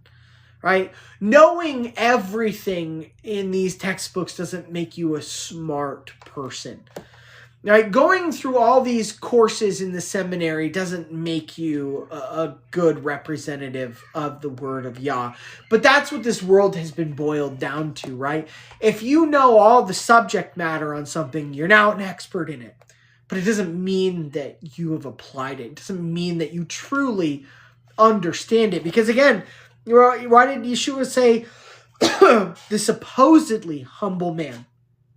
He knew everything about humility, everything about humbleness, but he did not apply it at all. He didn't apply it how he was supposed to apply it. Therefore, he really knew nothing about it, even though he knew everything about it. And that's what happened with the Pharisees. They knew everything about the word of Yah, but they weren't applying it, right? And they chose to walk in their own commandments, in their own law, and say that it was the word of Yah, when really it wasn't, because they knew nothing about the word of Yah, right? They knew all the words on the page, but they couldn't apply it. They couldn't really understand what it meant. And we see that so much. So many people have fallen into that error. They know the subject matter, but they don't know how to apply it, right? Therefore, they don't know it. Interesting stuff. Verse 25. About this time, Yeshua came upon two disciples arguing as to which of his teachings should be retained in their hearts. Yeshua said, your argument can be likened to two wives, one old and one young. The old one kept pulling out the dark hairs on her husband's head, while the young one kept pulling out the white hairs. So he became bald, having no hair at all. Then both women said, behold, we have a bald-headed husband. That's interesting. And I'm not going to get into the whole, multiple wives thing in the Bible. But it's in the Bible. Like, it's not a sin. It's never defined as a sin. The things that Paul is talking about apply to church leadership, and they were in Gentile churches. I have videos on that. Like I said, I don't want to get into it because this is always a subject that opens like some kind of weird door with people. I've lost many followers for just preaching what the Bible says on the subject. It's not a sin. It was never classified as a sin. Our culture made it a sin. And I think Satan did that on purpose. He's done that with a lot of things that the Bible says is okay. That way you grow up in a world thinking that this thing should be a sin when God never classifies it as one. And there's a purpose for all of it. I'm not out here like saying, oh, men, go get multiple. I'm not saying any of that. Right? In fact, a lot of times when men have multiple wives, you get into a situation just like this, right? They start plucking the hairs off your head, right? For lack of a better saying. Not like every time in the Bible it's bad, because it's not. But people don't know how to handle themselves. People don't know how to conduct themselves in biblical ways. People are having a hard enough time just doing a biblical marriage with one husband and wife together, let alone adding multiple people into that. But I do think it's interesting that one of his parables was about having multiple wives. I think it's interesting. But again, if you want scripture on this matter, reach out to me. I'll send it to you. I have videos about it. It's just not a big deal. Like, it shouldn't be a big deal. It's whatever, right? A man can cover multiple wives like a wife can cover multiple children, like Yeshua can cover multiple men. And there is a reason and a purpose for all of these things, especially back in the day before this whole feminist movement took over the world. And now women, you need to be men too. You need to go out and work. You don't need to concern yourself with having a family. You don't need to concern yourself about being a wife. You go out and do everything that men do, and that's good. Like, honestly, that's what the feminist movement boiled being a woman down to, is that you should be a man. As if Yah didn't create us for different purposes and to be, different parts of the sum. Whatever, though. I'm not going to get into that. The Bible says what it says. You can like it or not. You can agree with it or not. That's your choice. But this was never classified as wrong, and I'm going to stand up for it because it's what the Bible says, even though people don't like it in our culture, right? It is what it is. Let's continue on. All right. Verse 26. One day, a disciple who had been, real quick, let me go back, because that really wasn't about the two wives. I made it about the two wives, just because one of his parables actually talked about it, and everybody's like, oh, the New Testament condemns this, when it doesn't. But the whole point of that is, his teachings, right? Which teachings should we retain in our hearts? Yeshua said, your argument can be likened to two wives, one old and one young. The old one kept pulling out the dark hairs on her husband's head, while the young one kept pulling out the white hairs, right? So at the end of the day, which teaching, right, should you store in your heart? All of them. You should keep the white hairs and the black hairs, right? You should be taking all of it in and not picking out what you think is the most important and not. And he's already covered this for us earlier in parables in this very chapter. So, we've covered this subject matter already. He covered it, rather. But the whole word of Yah is important, right? Like, not just this chunk of it or this chunk of it. And if you don't even know how to apply the most important of it, then you're not really walking in it anyways. So, food for thought on that matter. Verse 26, one day a disciple who had been to buy provisions returned, saying, I took down a diligently prepared book of sayings, delightful to the ear, but men took it from me and tore it apart. Surely the wrath of Yahweh will strike them.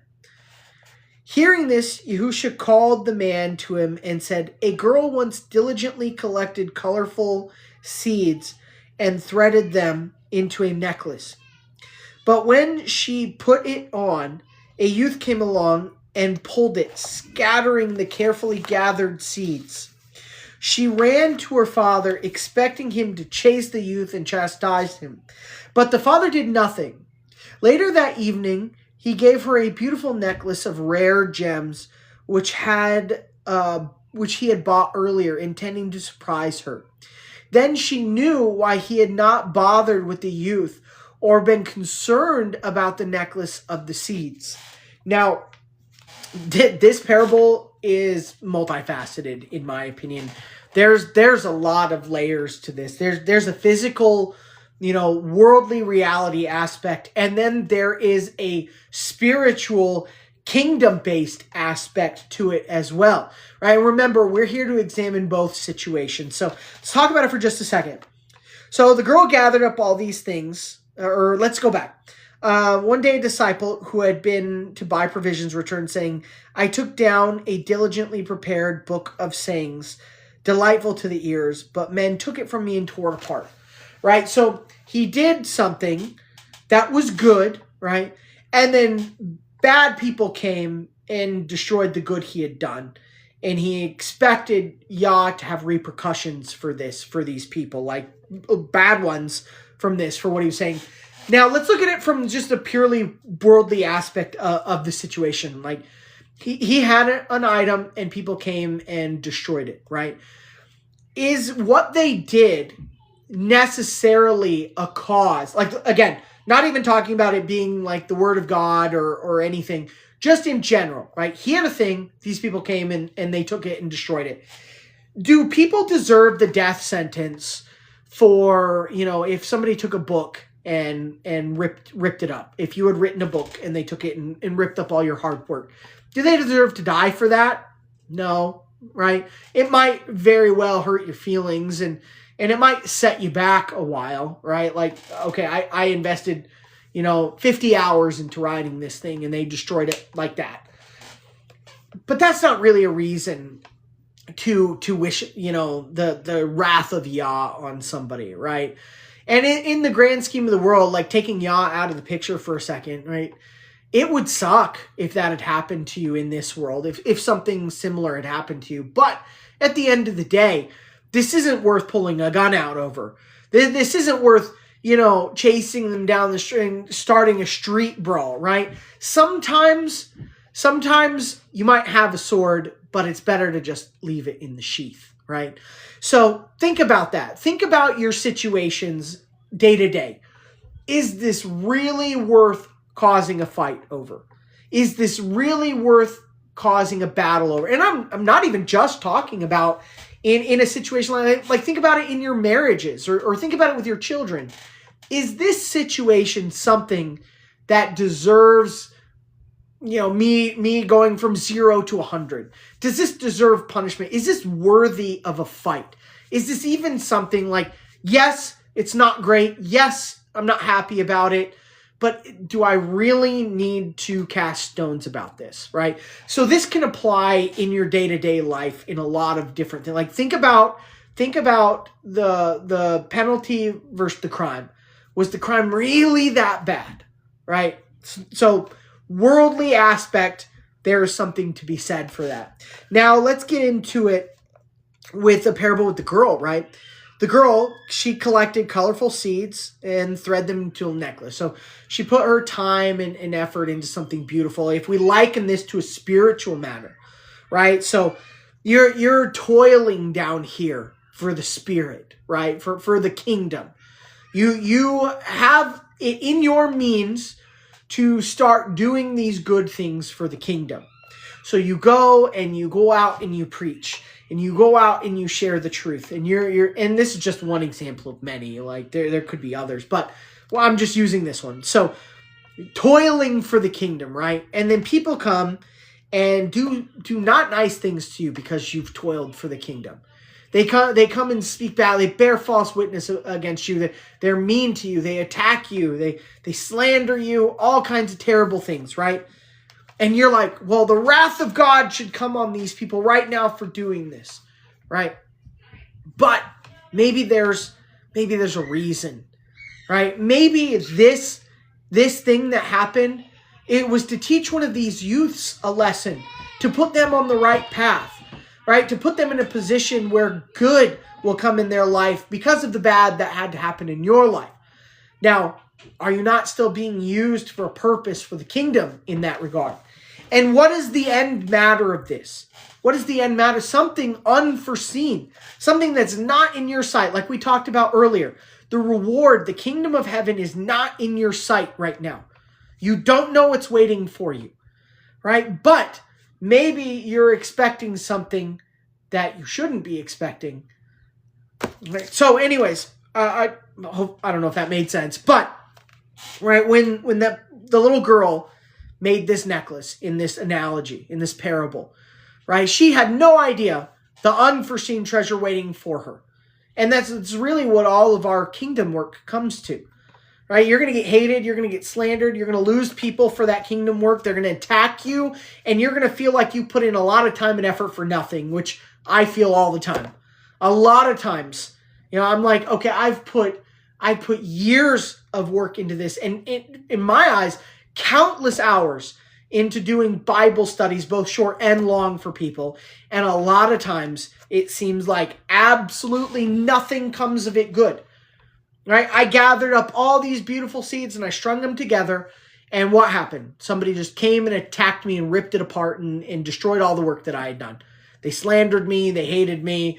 They made mean videos about me. But at the end of the day, right, there might be some unforeseen reward for all of that, where in my perspective, it seems like I did it for nothing, right? I built it just for them to destroy it. But at the end of the day, right? There was something waiting for me that I didn't know about. That made it all worth it, where I didn't even think about the bad stuff that they did to me anymore. And so again, there's spiritual and physical aspects to this parable that I find interesting. And it's a good reminder for me doing kingdom work, that I might receive far more hate than I receive praise, but, I am trying to apply the word of Yah. I'm trying to show people how to apply the word of Yah. And because of that, while I might get attacked by the world for doing it, there might be some kind of massive unforeseen blessing for me in all of this. And all of that work, I might not understand how it affected somebody else's life, right? Maybe somebody that attacks me one day comes back and realizes they shouldn't have attacked me. Maybe they're like, oh, I thought about this situation and this isn't what I'm supposed to be doing.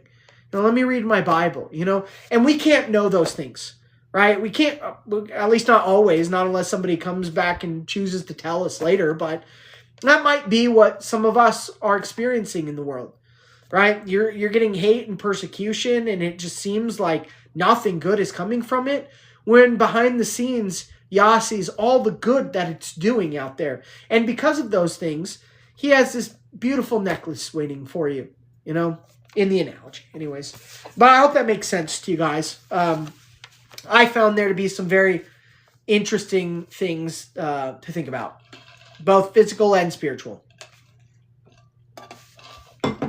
Verse 18.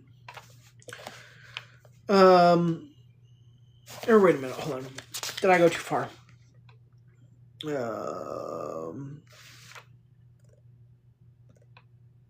Oh, goodness. I put my bookmark in the wrong place. All right. She ran to her father, expecting to chase him, the youth, and chastise him, but the father did nothing. Later that evening, he gave her a beautiful necklace of rare gems, which he had bought earlier, intending to surprise her. Then she knew why her father had not bothered with the youth or been concerned about the necklace of seeds. Verse 28. Yahusha said to those about him, "Many things befall you. Life is difficult." I think most of us could agree with that. "But so life is meant to be. Only timber well seasoned is fit for a carver's hand." That's true. That is very true. "A carpenter once sent his 2 sons to the forest to cut timber, and they came upon a mighty tree, one without branches, going straight up, with sound, well-grained wood. One son said, 'This tree is too big. The task of cutting it is too difficult. Let us find another which is easier to deal with.' The other said, 'No, let us only take the best.' But the first one goes further into the forest and comes up with a tree partly rotten and soft. Now he with the rotten timber returns first, while the others come 2 days later.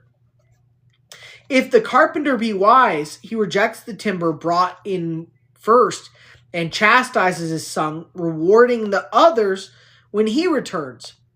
But if the carpenter be pleased with the first son's early return, accepting the timber and building with it, placing it in a beam support, so the upright post breaks and a beam falls, killing the man, how shall the blame be apportioned? The easy way is rarely the best way." Golly. We could spend a day talking about that. This chapter is especially filled with stuff that we could ponder.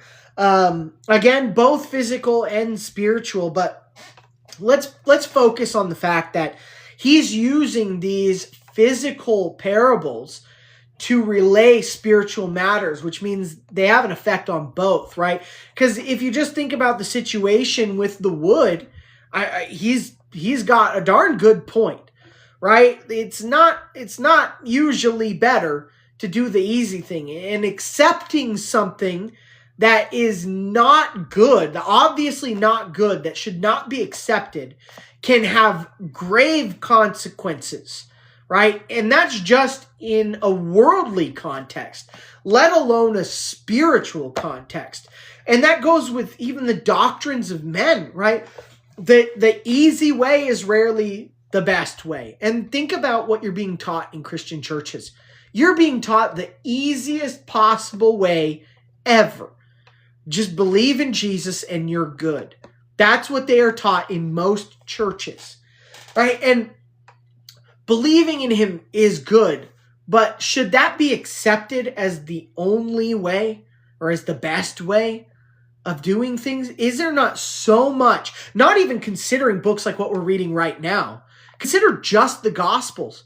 Is there not so much that our Messiah said to do? Even if you could just believe in Jesus and be saved, are you going to have the best life that you could have by doing that?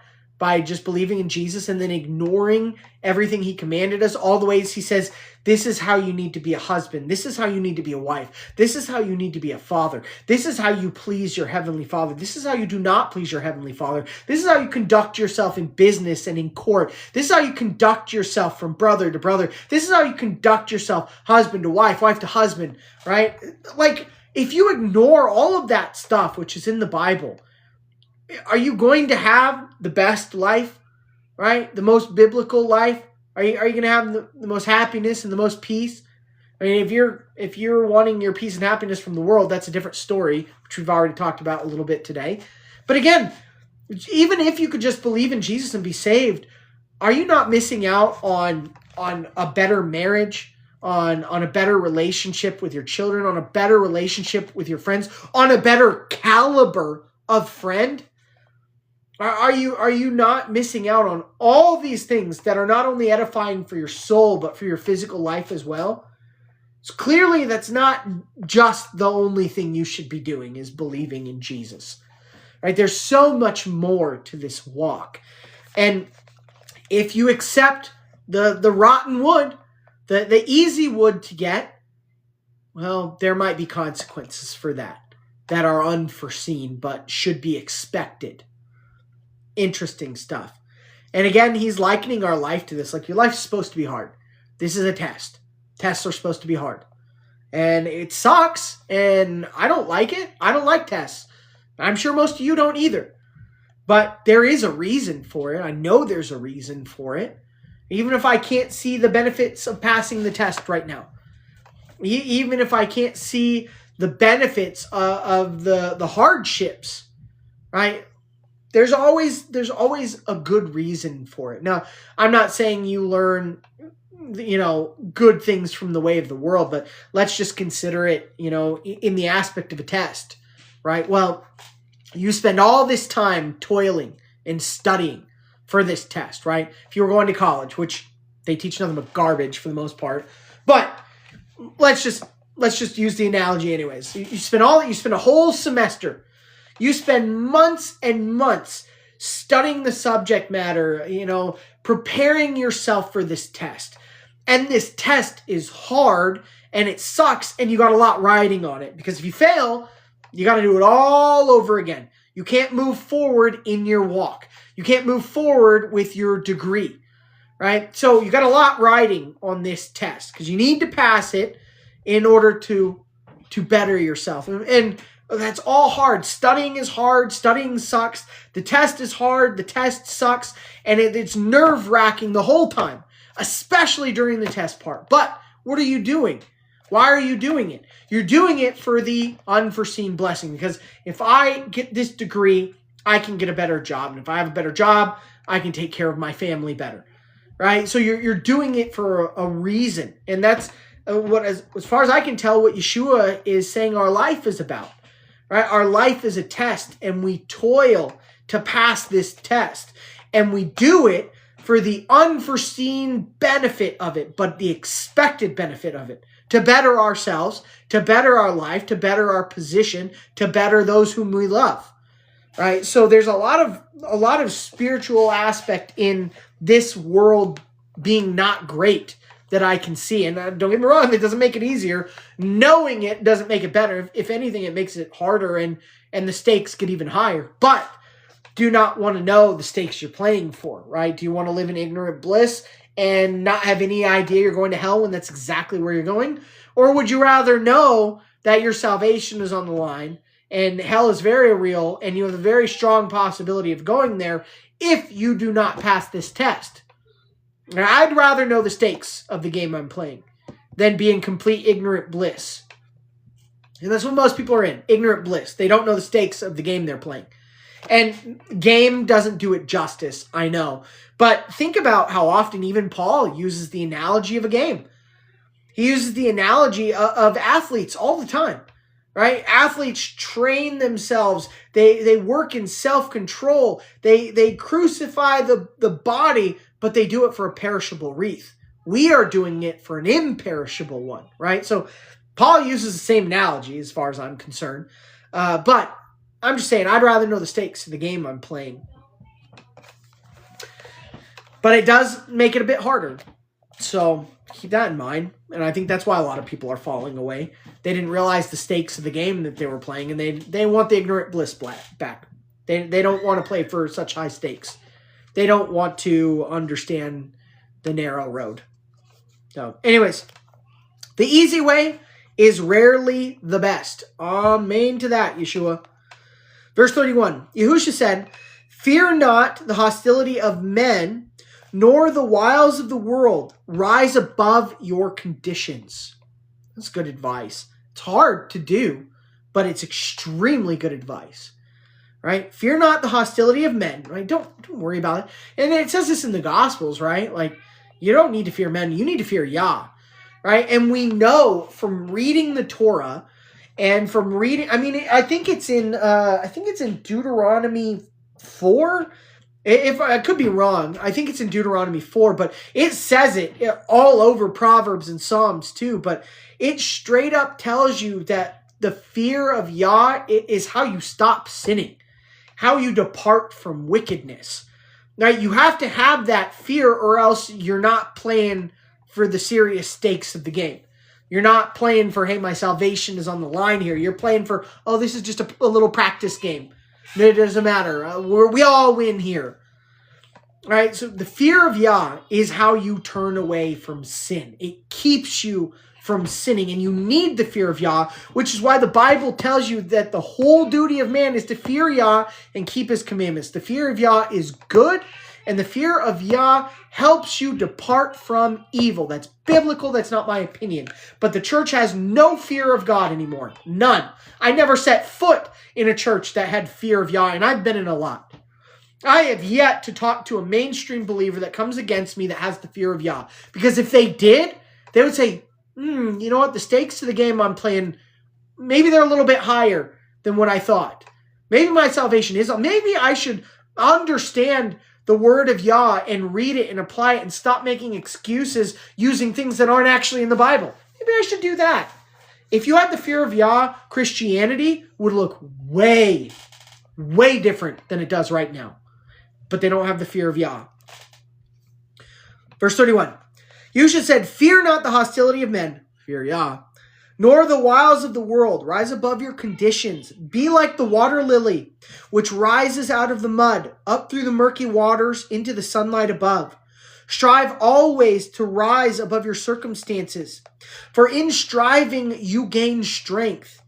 The man whose path through life has been easy is never as good as the one whose path has been difficult." Think about what we read earlier, the first 2 chapters of this book, the book of John. He said, don't pity me. My life was hard, but boy, it made me a man, right? So the first 2 books of this, right, the books of John the Baptist, is a testament to what we just read, right? The man whose path through life has been easy is never as good as the one whose path has been difficult. And this, honestly, that's true.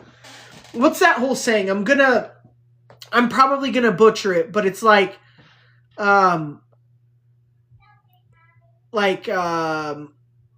hard men create good times, and good times create easy men, and easy men create bad times, right? Like the cycle that keeps going. Like people that grew up in easy right, tend to go in a bad direction. They make things much worse because of how easy their path is. And we see that in the canon of the Bible. We see that the people that grew up in the land, that were living in the land of righteousness, because it was easy and they had everything, they weren't tough and strong. They weren't willing to do the hard things, right? And because of that, they just started to go downhill to the point where it created hard men that had to rise up. And those hard men brought back the good path, right? So, very interesting stuff. I've said that like 1,000 times today. I'm sorry, but a lot of this chapter is extremely interesting to me, anyways. Life has been easy, is never as good as the one whose path has been difficult. Life has two purposes only. Pay attention. I love this verse. Life has two purposes only: to test and teach. And for that, earth is perfect. To test and to teach. All right? And that's, right? And that all we just talked about. You're in school, you're toiling, right? You're learning, right? And then you have this test that you got to take in order to get through it, right?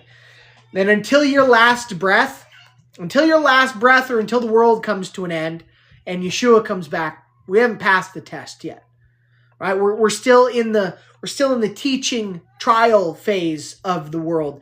And we, unfortunately, have grown up in a time of easiness. We grew up when times were good in the world. Now, I can't say that for everybody that might be watching this. I know not the whole world has experienced, easiness, but in the United States, in Western Europe, we've grown up in an easy world. And that easy world has created bad men that are giving us a worse and worse and worse situation. And because of that, we're getting to that point where it's about to collapse, where hard men are going to need to come back so that times don't keep going in the same direction that they're going in. I think we are on the cusp of that. So unfortunately, we grew up in the easy world that's about to collapse because of the easiness of it. And we might need to get a little bit harder. And I'm not just talking about with our walk, obviously, like we were talking about earlier, some things need to be tighter, some things need to be looser, right? You need to work that out, right? Through fear and trembling for your own salvation. You need to figure that out in your own walk. But the world is going in a very, very bad direction. No matter if we're at the end, like let's say I'm wrong about where we're at in history. I truly think we are spitting distance from the end. We have years left, in my opinion. If I'm wrong about that, okay, I didn't do the best job deciphering prophecy, right? But everything that we're talking about is going to apply to your life, to your test, right? Are you going to do it Yah's way at the crossroad, or are you going to do it the world's way, right? So even if I'm wrong, men that grew up in happiness and easiness are creating bad times. And those bad times are going to need to create hard people, right? And those hard people are going to have to fight to bring back times that are decent. I hope this is making sense to you guys, but there's a good, strong possibility that no matter where we're at in history, even if we're not at the end of the age, which I think we are, but even if we're not at the end of the age, we're going into some rough times. Right, we've seen this cyclical cycle play out not only in biblical history over and over again, but in worldly history over and over again. We are at the cusp of the collapse of a superpower. We've seen this multiple times, just like in Daniel's statue. Right, each superpower only has its day in the sun for so many years before all the easiness creates hardship. And we are at the point where that hardship is coming rapidly. I believe, even if we're not at the end, that this society and this way of life that we're in is going to collapse. And I think they're going to try to bring it in. I think that's partially why we're at the last phase of the statue. We're at the end of the age. Because what they're going to try to do, fix it, is going to just remove everything that it means to be a human being, everything that it means to be Yah's creation as a human being. I think that's what we're moving towards. But either way, we might have to deal with some hardship coming up. We might have to get harder than the circumstances that we all grew up in comfort and in easiness, being able to go to the store and buy whatever we want to buy, eat whatever we want to eat, do whatever we want to do within reason. But I think it's coming where all that way of life is about to collapse, and I think they're going to replace it with the beast system. I don't think a new empire will rise like it has in past times. I think we're at the bottom of the statue. But either way, you might need to deal with some hard times coming and get stronger. I'm speaking to myself too, because I'm not accustomed to hardship, right? If I'm being honest with you guys, not like I've never been through hard things in my life. I have, right? But at the end of the day, right, I have a nice, comfortable, warm bed to go lie on.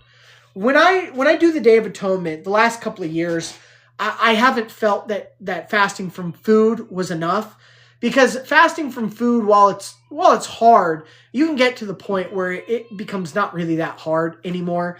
And I don't think fasting from food from a day is that hard. So I've been trying to strip comforts from myself in other areas just to test myself. And one night of sleeping on my floor, and I'm not even sleeping on the ground or a hard, I'm sleeping on carpet with like a little mat on it, right? And one night of that is terrible. Barely getting any sleep. And for the next few days, I feel like I worked out for 24 straight hours. Everything is stiff, everything hurts, everything's sore, have a headache.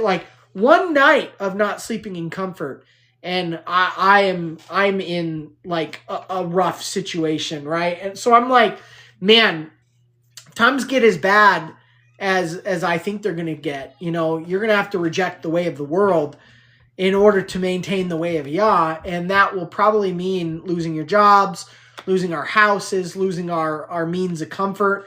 I don't know what it means after that. I haven't gotten that far yet. I don't know.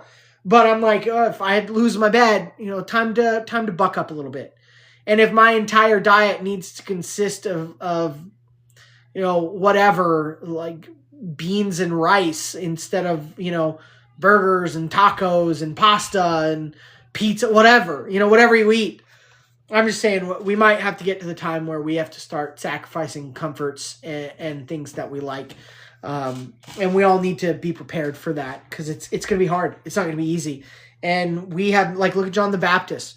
He grew up in hardship, sleeping on the ground, having to get stung by bees for his meal and eat bugs. None of us would choose that. Who would choose that? Right? To have your parents die when you're a child, and then to be raised in a cave, sleeping on the ground with rocks as your pillow. Who would choose that? Nobody would choose that. Right? But it made him a strong, great man, better than anybody that's ever lived on this earth, according to the Bible, excluding Yeshua, of course. Yeshua says, of men born of women, there was never anyone who was better than John the Baptist. That's what Yeshua said.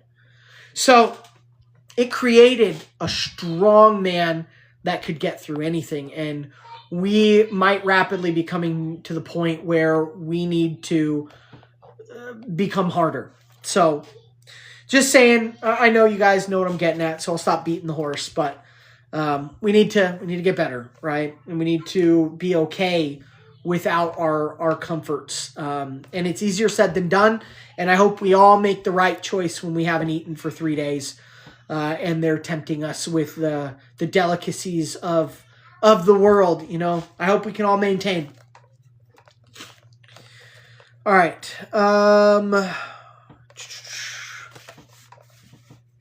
And I lost my bookmark again. All right.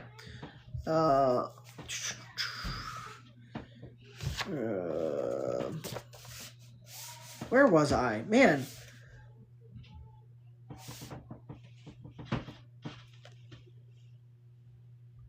All right. To test and to teach, for that earth is perfect. Verse 32. Regard each other as brothers, cherishing in sickness, and remember what Yeshua said. My mother and my brother and my sister are those who do the will of my Father. That cuts out a lot of people. but it still makes them your neighbors. So, not trying to downplay that. But know who actually your brother is. Regard each other as brothers, cherishing in sickness and supporting in trouble. Never praise yourself. And if you have virtues, let others discover them. Be careful with whom you associate. For if a man enters a tannery, though he carry nothing away, a bad smell will accompany him. No man is so important that he is above the need to work. If it becomes necessary to dress hides in the marketplace, then undertake it with a cheerful heart. Even the rich must do something, for idleness is the rust of time. Interesting. Very good advice, right? We got to do something, right? And I've been guilty of this too, where I've had jobs that I thought were beneath me, and I treated them as nothing, something passing away, right? I've done that. I have done that. And he's saying not to do that, right? To take what you got, like do what you got to do and do it well. Do it to the best of your ability, right? And we get this advice like all over the New Testament. Paul says stuff very similar to this. Idleness, not good, right? Sitting around doing nothing, not good. Regard each other as brothers. I'm going to jump back just a little bit. So this one part. Be careful with whom you associate. Right? We are told about that all through the New Testament as well. Like, you cannot have unions with demons. Like God doesn't sit at the table with demons, right? Darkness cannot be with light. You need to really be careful who you're allowing into your life, right? Because those people might well be the ones that draw you off the path. And I'm not gonna mention names here, but there is somebody who was in Torah, who I will forever be grateful for them helping me along in my walk. I'll forever be grateful. But they have turned from Torah now. And there are other people who were friends with them, who I've also very much liked and respected. And I warned those people when I saw the path that this person was on. I saw them starting to turn. And I warned them, and they disagreed with me, came against me, and really, for the most part, it stopped talking to me. And now, that person who I warned them about has turned full off the path, and the people that were associated and still are with that person are now starting to become more accepting of the ways of really darkness. There's no other way to put it. The way, and this is because of association. I love this person. I know this person, and this person would give me the shirt off their back, right? But that doesn't necessarily mean that that's somebody that you should have in your life, right? I know I have family members. If I asked them for a check, they would probably write it for me. If I asked them for a place to stay, they would probably give it to me. If I asked them for a meal, they would more than likely give it to me, right? But these people are walking in darkness. Right? They're walking on a very bad path. And that is why I have pulled more away from them, because I can't be around that. I cannot be around that because it's like cancer. Right? There's people learn and start becoming more susceptible to like this is just psychology. The more you show somebody something, the more you keep reaffirming it in their mind, the more accepting they start to become of it. Why do you think the world keeps pushing its narratives over and over? They put it in the TV shows, they put it in the movies, they put it in the books, they put it in the magazines, they put it in the music. Why do you think they keep doing that? Because they want you to start hearing it more and more and more and start breaking down your walls against those things, to where you start becoming more accepting of it. The same thing will happen to you walking in the truth.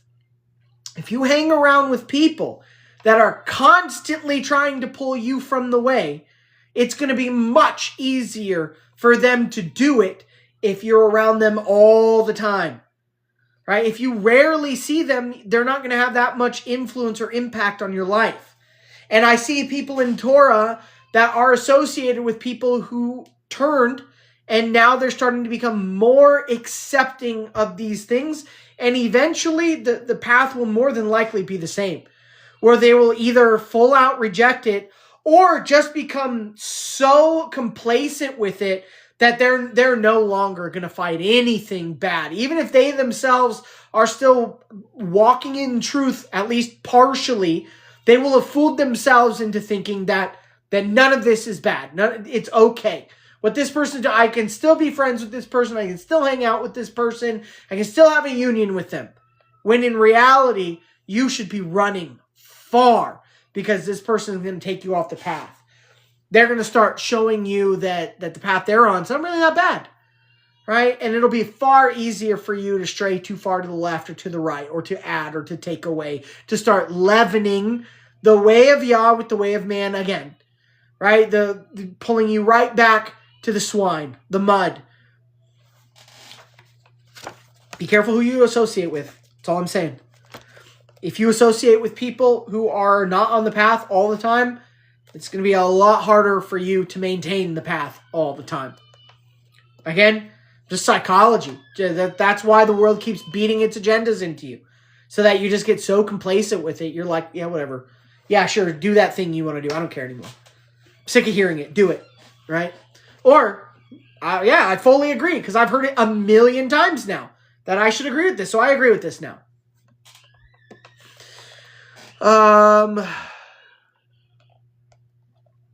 What is it? You are the average of the 5 people you spend the most time with. That's probably very true.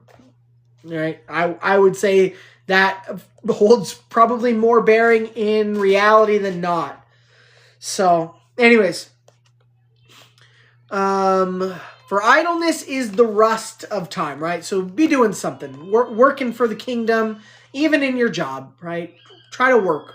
Try to do what befalls you to the best of your ability. And again, I've been super guilty of this. And I'm still growing, still trying to be better, right? I don't want to like treat a job as lesser than me or like I shouldn't be doing it, right? Like Paul talks about like, hey, slaves, serve your masters. Serve them like you would if it was Yeshua. Right, so we all need to do better at that. Definitely I need to do better at that. Verse 34. Judge no man otherwise than you would wish to be judged. And I've done videos on this, right? And I have short study on, does the Bible say not to judge others? I just want to point this out before we go into it. The Bible does call us to judge people, right? But it calls you not to judge in hypocrisy, and it calls you to judge with right judgment, which can only be found in the judgments that God gave, right? In his Torah. So you can't judge with right judgment if you don't know the proper sentence. And remember, we're not judging people physically right now. We're judging them spiritually. If somebody's out there being an adulterer, I can't go stone them to death, even though I know that's the proper judgment in the Bible. Because that is not the world we are in right now, right? The provisions are not in place. There's not a council of elders and priests. There's not a Yah-fearing way to do this, right? When you are in captivity, which is what we're all in, you have to abide by the rules of their law physically, but you abide by the laws of Yah spiritually. And the only time those conflict is like in the book of Daniel, when they tell you that their law now overwrites your ability to follow Yah's law. That's when you choose Yah's law over their law, right? But I have to follow the way of the law of this land that I live in captivity, and I can't go out and stone an adulteress because they don't think that's a crime. They say, no, adultery is not a crime. It's not deserving of death. I know the right judgment in the Bible, but I can't do it. I can't render it because I am not an authority here, right? But spiritually, I can tell that person, what you are doing will bring you death. What you are doing will bring you spiritual death. It is wrong. You need to stop doing it. You need to turn away from that. And there are consequences for it, even if you don't experience them in the world right now. So we are called to judge people. Paul even says it. Is it not those in the church whom you are to judge? Not the people outside of the church. Leave them to Yah. Right? He says that in 1 Corinthians 5, if I'm not mistaken. And even Yeshua, when he talks about judging, he talks about judging with right judgment. How can you pull a twig out of someone's eye if a plank is in your eye? Right? So you can't judge with hypocrisy. You can't judge with wrong judgment. And the right judgment is found in the Torah, both physically and spiritually. And you are commanded to call those people out. But you can't do it if you're a hypocrite, right? I can't sit here and condemn all the adulterers if I'm being an adulterer. That's just so wrong and hypocritical and double-minded. Not that I'm saying that you know, if you're in adultery, you shouldn't say that adultery is wrong. You should know it's wrong. You should stop doing it yourself, and then you should tell everybody else that it's wrong also. But if you're in adultery, you certainly can't be out there condemning people in adultery. You need to know the right judgment on yourself. You need to remove yourself from this situation. You need to repent from what you have done. And then you need to call out the people that were doing the wrong thing as well. Right? So, but we've gotten to this point where you're not supposed to judge ever anything in any way, shape, or form. If you judge, you're bad. You're a Torah terrorist. People call me that all the time. And I've heard other Torah observant people, well, previous Torah observant people who have turned from the Torah. Oh, I'm so sick of the Torah observant, Torah terrorist community. You know what? Maybe you're just sick of getting called out about your sin. Maybe you're just sick of getting called out about you. It's not okay to leaven this man-made doctrine because you like Christmas. No, maybe it's not okay to partake. Maybe you just don't like that. Maybe you just don't like the judgment, the right judgment. And I'm not saying that about convictions, right? Thank you for bringing that up, Colton.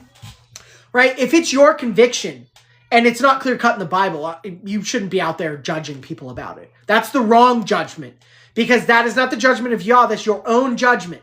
You need to follow your convictions, and you can share your convictions. That's great. I'm convicted not to do this, and I'm telling you about it. But that's not law, and I'm not going to go out there and render a judgment on you from the Torah because of my conviction that's not clear-cut in the Bible. But if it is clear-cut in the Bible, that is the right judgment, and you are to judge with right judgment those who are failing to do it. You are commanded to do that. Read Ezekiel 33. You're supposed to be a watchman. If you know the right path, you're supposed to tell people the right path.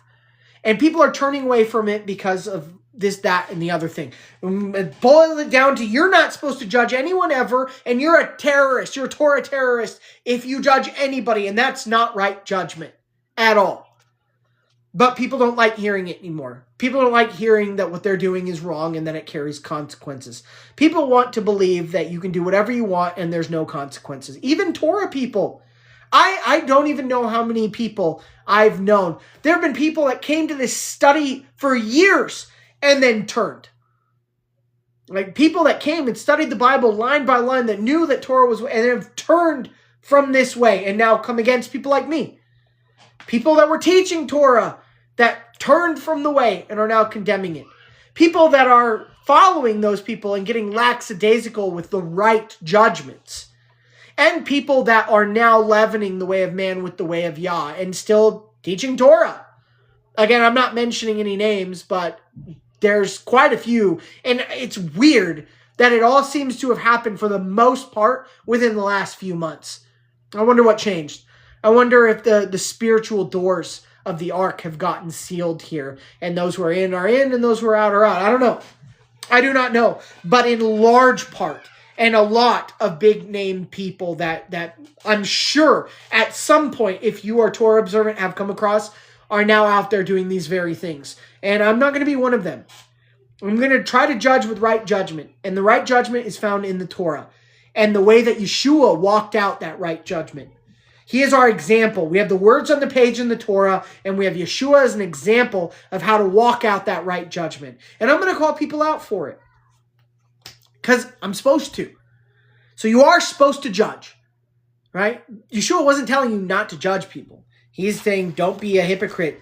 Don't be double-minded. Don't judge with wrong judgment. Don't judge the way you wouldn't want to be judged.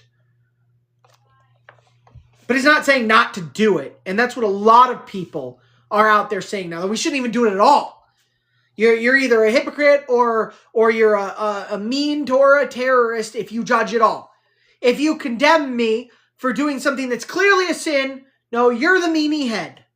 That's what a lot of people are doing. And so many are on board with that. Because again, who wants to get corrected? Who wants to get spanked? Who wants to get constantly reminded of the fact that they're doing something wrong? I don't know anybody. Certainly don't know any children that want to get corrected. And remember, we're children in the Word. You're supposed to grow up into an adult where you can judge with right judgment. But so many people are going back to the understanding of a child. Though you should be on meat, you're back drinking milk. Though you know the oracles of God, you are not doing them. People are going from meat back to milk. And it's scary. It's honestly scaring me. But I'm not going to be one of them. I hope. I never want to be one of them. And if I do become one of them, all of you here right now watching this with me on TikTok, YouTube, if I do become one of those ones, then stop following me. Condemn me. Point it out to me. Say that, you know what? You're turning from the truth. You've leavened the way of Yah with the way of man, and it's not right. You're mixing paganism with the Bible. It's not okay. If I ever become one of those people, stop listening to me and call me out on it, whether I listen or not. Do it. Do not follow me if I ever start doing that. Don't. And you shouldn't follow those people either. I'm not, not over your walk. I'm not trying to make decisions for you. But again, be careful who you keep company with. That applies just as much online as it does in any other aspect. So, anyways, judge no man otherwise that you would wish to be judged. Once a young woman was carried off and placed in a whorehouse in another country. Her father sent 2 men to ransom her, and when they came to the whorehouse, one remained outside while the other went in. When he who went in came out, he said to the other, "What do you think I was doing in there?" And the other replied, "Why, negotiating the woman's ransom." Even so, should you judge with the scales weighted down favorably. This also goes into not... So we talked about this recently in the Wisdom of Solomon study. If it's not a clear-cut judgment, give them the benefit of the doubt. Don't always think evil or bad, right? And I need to remind myself of this too, because I'm so jaded by the people I deal with on TikTok and YouTube on a daily basis that sometimes I'm more apt to see the bad in something than good. And honestly, I've always been that way just as a human being. Like, I was, even before being a Christian, before walking in any truth or even mainstream doctrine, I was always more of the, like, I'm going to be watchful about, I don't trust you people. Like, and I just assume that it's bad or it's a lie or it's something when really I didn't have any evidence for it, right? So that's what this is saying. And that's what we talked about recently in the Wisdom of Solomon study, is that maybe you shouldn't always jump to the least favorable conclusion. Maybe you should give the benefit of the doubt. If it's not a clear judgment, maybe don't be throwing stones. And that's what I've been talking about with this matter of opinion stuff, right? It's coming full circle in our teachings today, which is cool. But coming full circle in regards to, if it's not clear cut, maybe you don't need to jump to the worst conclusion. Like, hey, I'm going to throw stones at you. Hey, I'm going to condemn you for this. Hey, I'm going to... Maybe spend some time poring over Yah's right rulings and judgments and see if the one you're rendering falls in line with that. And this is something we need to be doing constantly, like all the time, in all situations, both with things outside of our community and inside. In Torah, in our family unit, my wife, my children, like, we need to be doing this too. Making sure we don't immediately jump to the worst possible scenario and the worst possible judgment on it. So there is something to be said for that, because there are people that have taken matters of opinion too far in the Torah community, and that's who should be called a Torah terrorist. Somebody who's judging based off matters of opinion that aren't clear cut and that will never give. They're always too tight. They're never slack in any regard ever. They won't listen to a whole matter before they render the judgment, right? And I'm, quite frankly, there are some of those people that are probably earlier in their walk and shouldn't be teaching. You know, when I look back on when I first started teaching Torah on TikTok, I go back and watch those videos sometimes and I'm like, man, I would handle that different now. I maybe jumped a little bit too far into that one, you know? So like I see it even in myself. Like, so there's some people who are newer in their walk and they're walking it out passionately. And it's never a bad thing to err on the side of caution, right? But there are matters to which maybe you shouldn't be throwing stones about. And you need to have the wisdom and discernment to know that. And that just comes with time, right? And I do believe there are plants, though. And I, like Satan planted people in the Torah community or to pretend to represent the Torah community, really to just do that kind of stuff, be the Torah terrorists that they're all talking about. I'm not saying all of them, because there have been some people that were super harsh with me, even in Torah. Like, we would go back and forth, and I see them like softening their heart over time and getting better. Like, so that is getting better with a lot of people, but there's still a lot of people out there that I think were planted by Satan to make the movement that Yah created in us, waking us up to truth, to make it look bad. I full-heartedly believe that. You can see that he's done that in times past.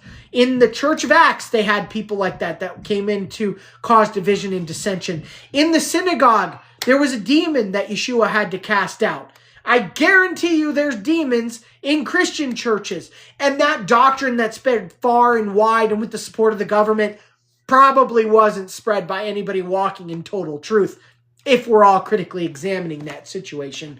But I do believe that there are some people that Satan has planted to make Torah look bad and to represent it in a way that is unbecoming. But if you don't have the wisdom and discernment and know the heart of Yah, if you're not buried in the books and trying to judge with his right judgment, then it's going to be a lot harder for you to pick that stuff out. And then you might fall into that pitfall where you start going back to the ways of the world. You start rolling in the mud again, which is what we are seeing with a lot of people.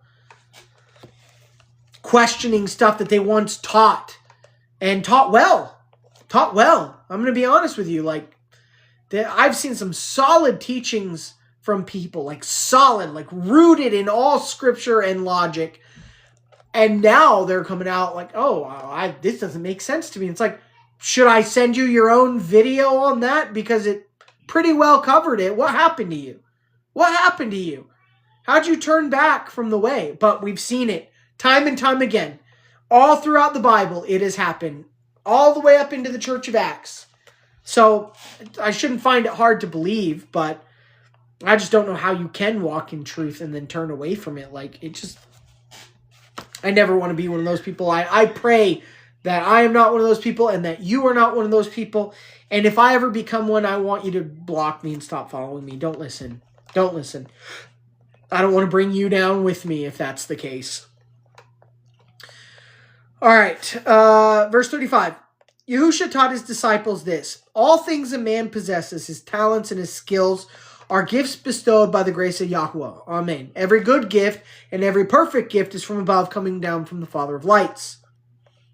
The inheritance received by anyone should be regarded as something received in trust.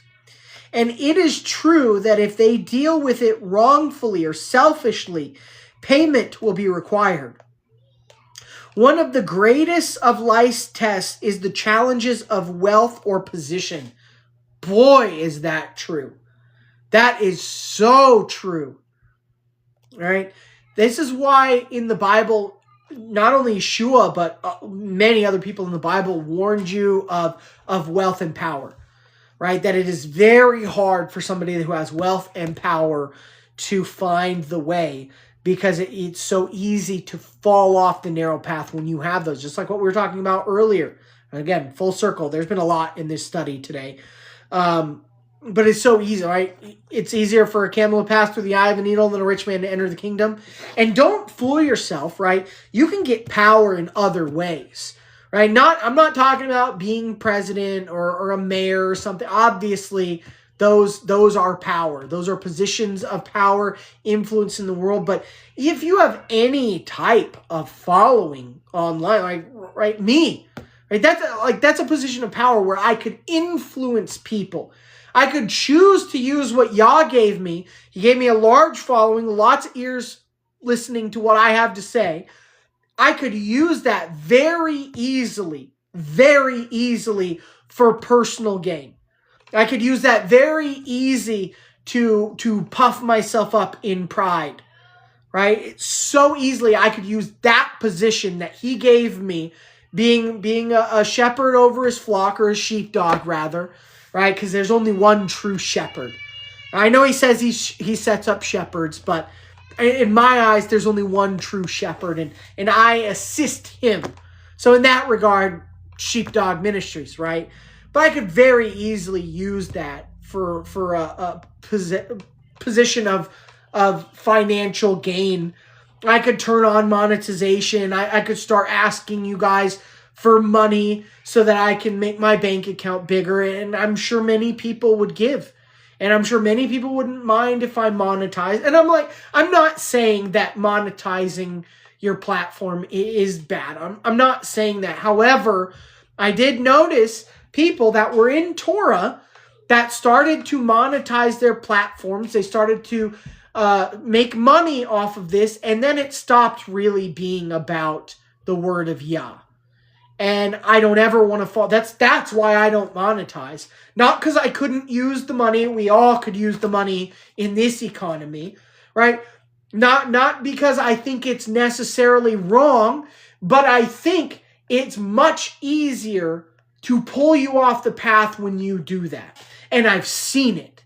I've literally seen people that started monetizing and that started selling stuff when they used the platform built on the word of Yah for those things, and I saw those people start to turn off the path and start to get worse in their walk, even if they didn't turn off the path all the way. And I don't want to risk that because it's already a narrow path that I constantly feel I'm taking steps left and right of, that I'm trying to correct myself on it. I constantly feel that way.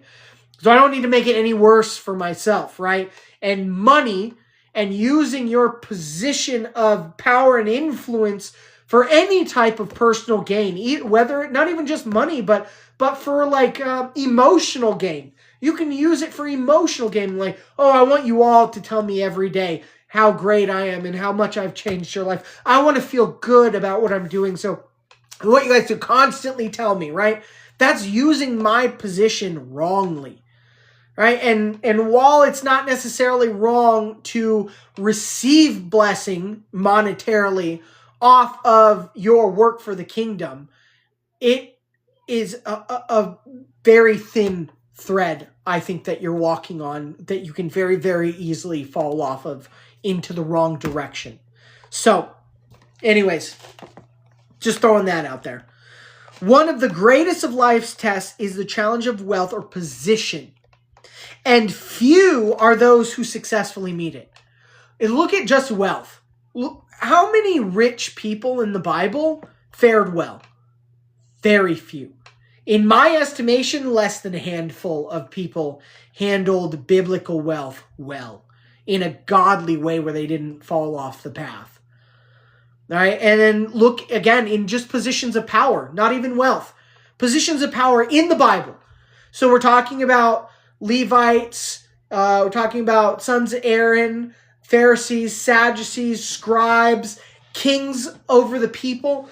How often did people handle those positions well and not veer off the path?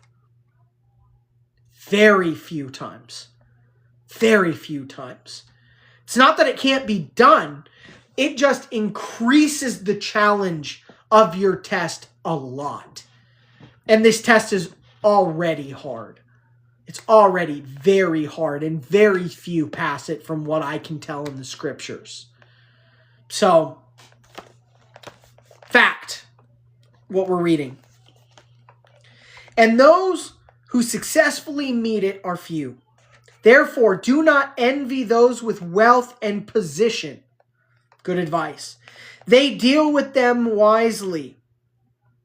Therefore, do not envy those with wealth and position unless they deal with them wisely, which is, as far as I can tell, very, very few. Otherwise, pity them. Wow. Pity them. For they have failed to rise above their test. Brutal. Brutal. Pity the rich people. Pity the people with positions of authority. Pity the people who have large followings and are using it wrongly because they failed to pass their test. They failed to rise above it. And it's a hard test. Many times I don't even know if I'm passing it. So don't make your position worse, right? You don't need to add to it. Man, that's a humbling verse we just read. Humbling. And scary. Very scary. Verse 36. A wayfarer once came to an inn, and finding no one there, went into the eating hall, where he found a table set with all good things, many kinds of food and drink. So he sat down and helped himself, thinking, hold on, oh, got a little bit more. I got to stop talking so much, we're not going to get through this. All right. Himself thinking, no one else is here. So all this must be mine. And if mine, I can do with it as I please. However, when the innkeeper returned from where he had been, the wayfarer could not escape the accounting. The rich are responsible for providing the needs of the poor, and they're doing a terrible job of that. Whether by work or food, this, above all, is the prime responsibility of wealth. And if a rich man says this he cannot do, then his riches witness against him. For if a poor man has a loaf of bread, he will share it with he who has none. And a beggar at the door of a poor man receives better treatment than he does at the doors of the rich. That's so true. And I've talked to people like this, like pizza delivery guys. I've talked to them and they'd be like, yeah, man, like people in super nice big houses, like rarely tip me good. Like it's people in like, you know, small, like nothing, like poorer areas that usually actually give you like a fair tip or, you know, stuff like that. Interesting because it's true. Yet the rich have the most to give. And this is the sin of the wealthy. And it talks about stuff like this in the Shepherd of Hermas. Those of you guys that went through the Shepherd of Hermas study with me, it talks about stuff exactly like this. So again, in line with not only other apocryphal books that I believe are inspired, but in line with the canon. Verse 38, riches of themselves are not sinful. Right? I agree. I don't think being rich in and of itself is a sin. I just think it opens the door for you to sin a lot more easily. And that door is tempting for most people. Very, very tempting. It is what they make of men that brings them into ill repute. If they were properly regarded as something permitting the possessor to study the books of wisdom and to redress the wrongs of the poor, then they would serve a good end. Let the rich ask themselves with sincerity, am I not wealthy because of my lack of charity and the exploitation of others? Is it not because I love myself more than my neighbors? Whoa! Whoo! If you got money, these words are going to cut you deep. Deep. That's insane, right? And I mean that in the best way possible. Like, these are wildly massive words of wisdom here. But they do cut, they do hurt, right? And it's so true because I know rich people that if they read this, it would cut them to the core. So much so that they would probably outright reject it. Because that's what a lot of people are rich because of. They're rich because of a lack of charity and exploitation. Or they're like, oh, my charity is good enough. Right? Well, it's more than they had before. Man. Yeah, pity them indeed. Verse 39. It is dangerous to be near a man without wisdom, which can only be found in the scriptures. And if you ignore parts of the scriptures or the judgments of Yah or his way, you don't have any wisdom. He is like a tree with many fine branches but few roots. The wind of adversary blow, and he is uprooted. Choose your friends with great care. We already talked about this. Measuring them against the words of wisdom. What did he say? What did he say? How to measure your friends? How to measure your acquaintances? Did he say do it because you like them? Do it because you have history with them? Measure them against your feelings and opinions. No. He said measure those friends against the words of wisdom which are found in the Torah, found in the writings, found in the prophets, found in the Gospels. All right, are you measuring your friends based off of Scripture and Scripture alone? I would say most people aren't. The vast majority of people are not. But this is fantastic advice that we should all take into account. And if you measure those people against the words of wisdom and they don't come up faring well, maybe they shouldn't be a massive part of your life anymore. Maybe they shouldn't be who you spend most of your time with. Food for thought, right? Judge your own situations. Measuring them against the words of wisdom. The man who is himself a good friend will never lack friends. But those who think they have many friends have none. Like Facebook, like Instagram, like what any of those other social media platforms. Well, you got 500 friends, you got 1,000 friends, you got 20,000 friends. Are they really your friends? Food for thought. All right. And again, even look at me, right? I have 80-something thousand followers on TikTok. Of that 80,000, I've got maybe a couple of dozen that I would consider friends, right? That I've measured against the words of wisdom, and as far as I can tell, they come up passing. Maybe a couple of dozen off of 80,000, right? And I'm just saying not that many. Right. And even of those couple of dozen, right, I only maybe know a handful of you in person, but those people that I know in person usually come up on the good end of the test.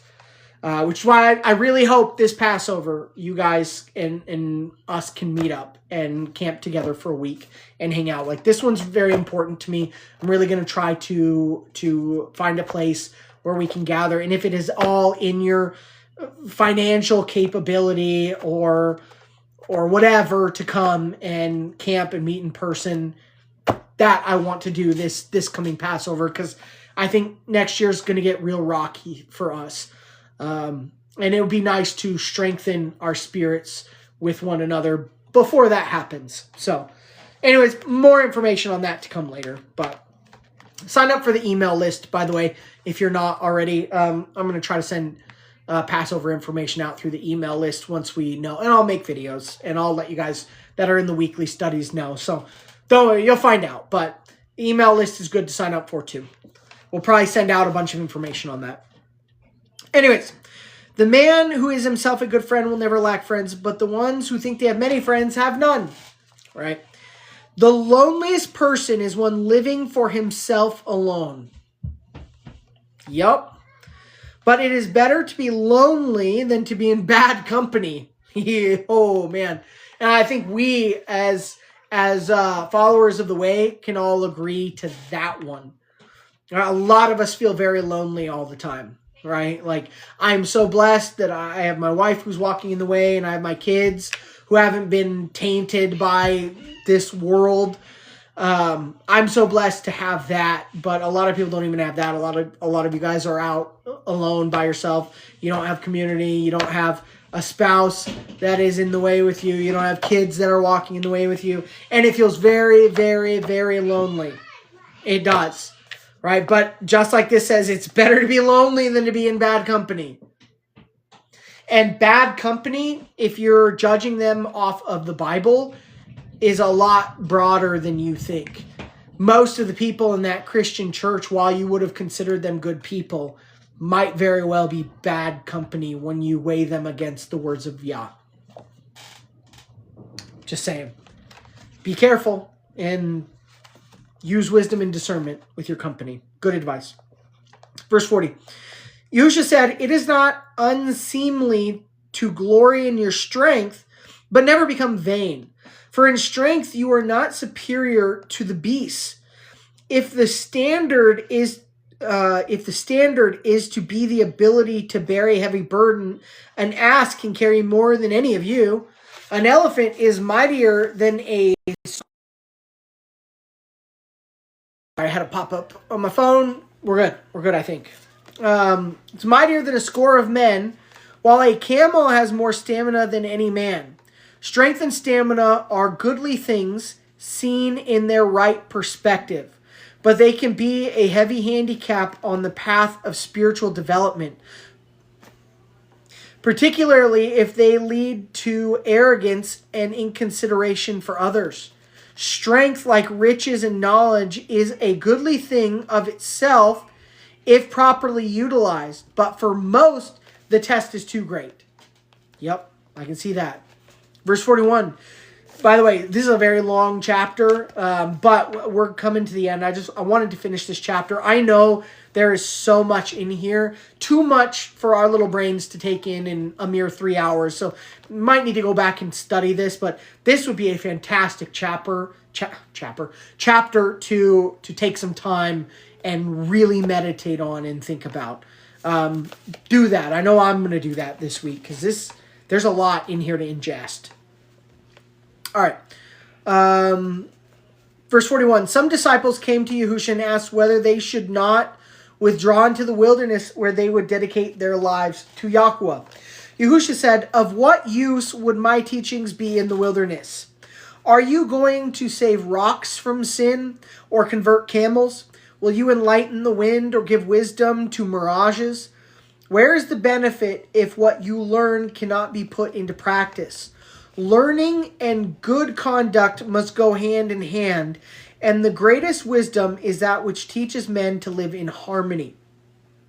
The problem is they want to live in harmony in wickedness. They don't want to live in harmony in righteousness, right? And I think I can speak for a lot of you as well, where, you just kind of want to disappear into the wilderness. I want to just disappear into the wilderness. I would love it to have a Torah community of great like-minded people and just go away from the world. But this is saying that we are put here for a purpose. He dispersed us throughout the world. He made us one in a city for a reason. Right? We are to be the light, right? Even if the whole world hates it, right? So I think we can all relate to that one. It makes a lot of sense. But not to be complicit or live in harmony in wickedness, right? You are to be the light, the righteousness. You're to show the path. Right? Anyways. They seek to escape the tests and trials. They who seek to escape the tests and trials of life are cowards. Wow. That cuts deep. Right? Considering, I'd love to go just move away into the woods and not be near people anymore. Cuts me deep too, right? Those who seek to escape the tests and trials of life are cowards. We don't want to be cowards. We know in Revelation it says that the cowards are outside of the kingdom. Are you going to withdraw from the conflict through lack of courage, standing silently by while the wicked swallow up the good? And they are swallowing it in big part, right? Very, very powerful to think about in regards to conducting our walk, all right? Are you going to shrink away from it? I'm sure I have much better to do in this regard as well. Right? But the world just hates righteousness, hates it. But we're here for a reason. He woke us up for a reason. Right? And we got to remember that when times get rough. Not just when they get rougher, I mean right now. Right? So We probably all need to do better on that regard, being a better light in the world and not hiding the teachings of Yah. The disciples said, Master, are you bringing strife or peace? Do you prepare us for battle? Are we to rally the people? Yahusha said, do you still not understand? I am a man of peace, and I unsheathe only the sword of the Ruach. This is not the easy way, for it is less difficult to change things with the sword than with soft words. Right? The pen is mightier than the sword. True that. It's a lot easier to change the world by brute force than with teachings of wisdom. And those who oppose us understand that better. But let only those who would use weapons with courage talk about soft words and peace. Otherwise, better men will justifiably scorn them as cowards. Cowards talk about peace, and brave men about war. But I tell you that when brave men talk peace and cowards are sent to war, there will be no more strife. Wow. So much wisdom in this chapter. And it's true. Wildly true. And a new day will dawn. Can't wait for that day. A disciple named Machia said to Yeshua, Master, teach us how to love one another without malice or envy, with goodwill and forbearance. Yeshua said, the first step is to love yourself less. And that's funny, considering what the world says. What does the world say? No. You need to love yourself. You need to love yourself.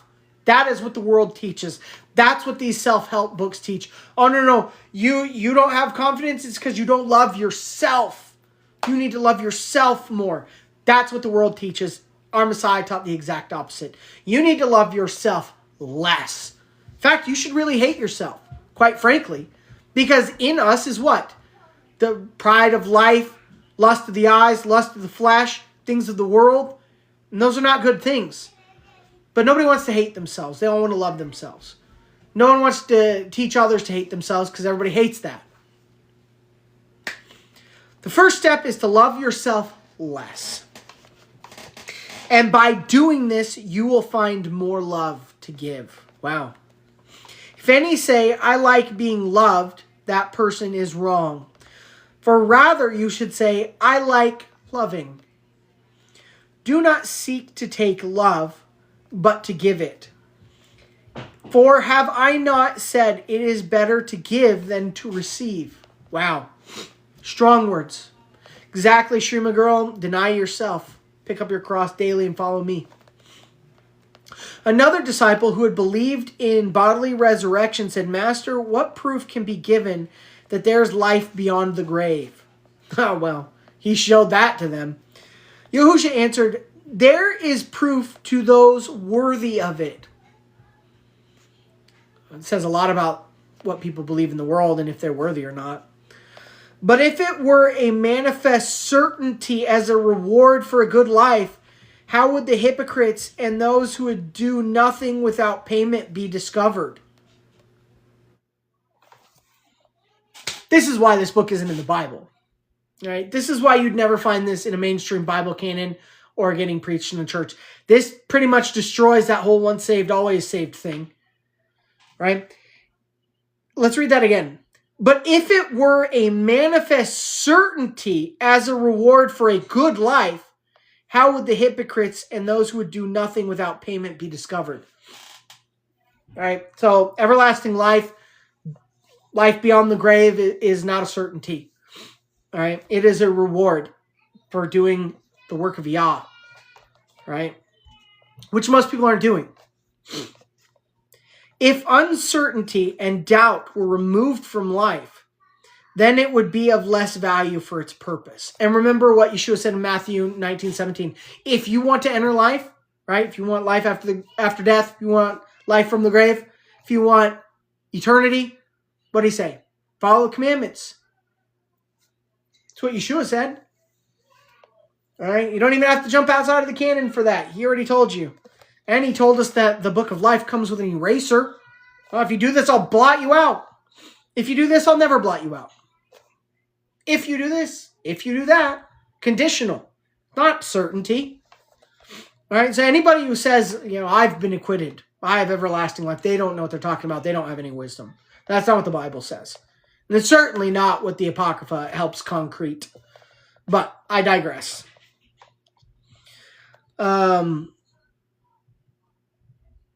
If uncertainty and doubt were removed from life, then it would be of less value for its purpose, right? And what's the purpose of life? To test and to teach, right? To show what you're really made of, if you really have faith, right? So if uncertainty and doubt were removed from that, then what value would this life have on our eternity? Very, very deep. And again, massive food for thought. Things are as they are because so they must be, right? Things are how they are because this is how it's got to be right now. It's not how it'll be forever. We know that if you believe that what the Bible says, but they are how they are for a reason. If you want proof, become worthy of it. People don't want to hear that. You will not be denied it even here, but you must seek diligently. Remember, what did Yeshua say? Seek first the kingdom of Yah, and then this stuff will be added to you. And people aren't seeking the kingdom of Yah. People are seeking the kingdom of men. That's what all these doctrines are that they believe. They're men. It's the kingdom of men. The teachings of men, the way of men, the beliefs of men, the prophecies of men, not from Yah. And it becomes very easy to understand that when you actually dig into the books and rightfully divide it, right? Using it properly and applying it properly. Nothing comes easily, and this least of all. Whew. Verse 49. For they departed from that place, a disciple said to Yahusha, Master, now that we go to take up our burdens, tell us how to avoid wrongdoing. Yahusha said, were you able to avoid all wrongdoing and sins? Such is the known frailty of men that I fear you would fall into another one, that of false pride. Look at the falsely pious ones who glory in their righteousness, their righteousness, right? Every time it talks about self-righteousness in the Bible, those people were ignoring the commandments of Yah. So that is something to be said. But they're glorying in their own righteousness, right? Look at the falsely pious ones who glory in their righteousness. And this is not the least of sins. Question, what does that mean to rightly divide our whole Bible walk? So I'll give you my opinion on that, deeply rooted in Scripture. And I'll just talk about it for a quick minute here. We can have a deeper conversation about this if you want to reach out to me after the study. But in a nutshell, I believe that rightly dividing the word comes with everything that we've been talking about today. One, are you not just understanding the words on the page? Are you applying them? And are you reading the words on the page in a way for self-gain or self-sacrifice? Right? Are you willing to sacrifice because of the words on the page and not just gain from them? Are you reading the words in the context they're made to be read, or are you using them in a way of guile? Right? Are you using the Bible to contradict other parts of the Bible that you don't want to do? Oh, no, well, Paul says this, so I don't have to do that. Are you using the Bible? That's not rightly dividing the word. Right? If you're using the Bible in a way to contradict other parts of the Bible, you're not rightly dividing the word. If you're using the Bible for power and wealth and gain, you're not rightly dividing the word. If you know the Bible, but you can't apply the Bible at all, you're not rightly dividing the word. All right, so there's a lot of, in my opinion, that it's simple to understand what rightly dividing the word is, but hard for people to put into practice. Right? And I'm still learning, I'm still growing myself. I don't know that I've rightly divided the word on all matters. But, if you're using it for self-gain, you're probably not using it rightly. If you're using it for power, you're probably not using it rightly. If you're using it to contradict other parts of the Bible, you're probably not using it rightly. Just a few basic rules of thumb here, that's my take on it. What does mainstream Christianity mean with that phrase? It seems differently. In their assessment, from what I can gather, being in mainstream Christianity and dealing with thousands of them that preach the same thing, not rightly dividing the word to them means not following the doctrine they're teaching. Right? Oh, if you don't agree with the doctrine I'm teaching, you're not rightly dividing the word. Right? That's what it usually boils down to for them. Because in their denomination, this is what's right. And if you don't agree with it, you're not rightly dividing the word. Right? But you're not rightly dividing their word. Right? Not the Most High's. Your doctrine, rightly dividing the word, comes from pouring yourself into His word and His way and His everything. Everything. He says this is right, this is wrong. If you are using other parts of the Bible to contradict that, then you're not rightly dividing the word, because you're using the word of God against the word of God, and that doesn't make sense. Right? And that's what they're doing in mainstream Christianity. They're using, for instance, they usually use Paul's letters to negate what it says in the Torah and the prophets and most of what Messiah Yeshua says. They're using it to contradict, even though it's easily destroyed. They're using the Bible to contradict the Bible. That's not rightly dividing the word, but they're using it based off their doctrine. They're saying in this doctrine, right, we're in the age of dispensation. We believe in once saved, always saved. We believe in the rapture. We believe that Gentiles have different rules than Jews, right? So that's what they're teaching. And in their assessment, that is rightly dividing the word, but it's their doctrine. They're using their doctrine as the word, and they're not using the Most High's word as the word, right? So if you don't understand what the word really is, then you can't rightly divide it, right? So they are not rightly dividing it because they don't use God's word. They use their doctrine as the measuring point of rightly dividing the word. But if you use the Torah and the prophets and the words of Yah, then you're using His standard, His righteousness as the measuring stick for everything else. You're not using man's doctrine as the measuring stick for everything else. So I hope that makes sense to you. Like I said, if it doesn't, and not just you, anybody watching this now or in the future, reach out to me and I'll have a conversation with you about it. And hopefully I can do a better job relaying what I'm talking about if this doesn't make sense to you. SHEEPDOGministries@hotmail.com. Email me. You can DM me on TikTok. Or write me a message in YouTube. But in a nutshell, to them, rightly dividing the word means you're using their man-made doctrine as the measuring stick for what is right and wrong. So they're walking in their own righteousness, but they don't realize it's their own righteousness, right? If you're using Yah's word and His Torah and His way of doing things as the measuring stick, you're rightly dividing the word because you're rightly dividing His word. You're measuring and judging the word based off what He says, not the doctrines and opinions of men. And that's why if you don't and this is what the Jews did too. The Pharisees and the Sadducees, the ones that He's calling out right now, the ones He calls out in Matthew 23, they were doing the same thing. They weren't rightly dividing the word either because they were following Talmudic laws, man-made traditions and doctrines. They said, this is what we were taught by our forefathers. This is our tradition. This is our doctrine. So this is the measuring stick of truth. If you diverge from that, you're not rightly dividing the word. But they were using the doctrines and opinions of men, just like Christianity. Right? All of their doctrines that they constantly teach are rooted in the word of men, not the word of Yah. So neither of them are rightly dividing the truth, but neither of them know that they're not rightly dividing the truth. They're walking in their own righteousness, not the righteousness of Yah. Because if you are using Yah's word as the measuring stick to which you're judging men and living a right life, and you're contradicting that, then you're not rightly dividing the word. So I hope that made sense. Anyways, verse 51. Having taught in this manner and said, these are many other things. Yahushua departed from the place on the mountainside and went down to carry the tidings concerning the coming rule of Elohim to the people. All right, that was the end of chapter 4.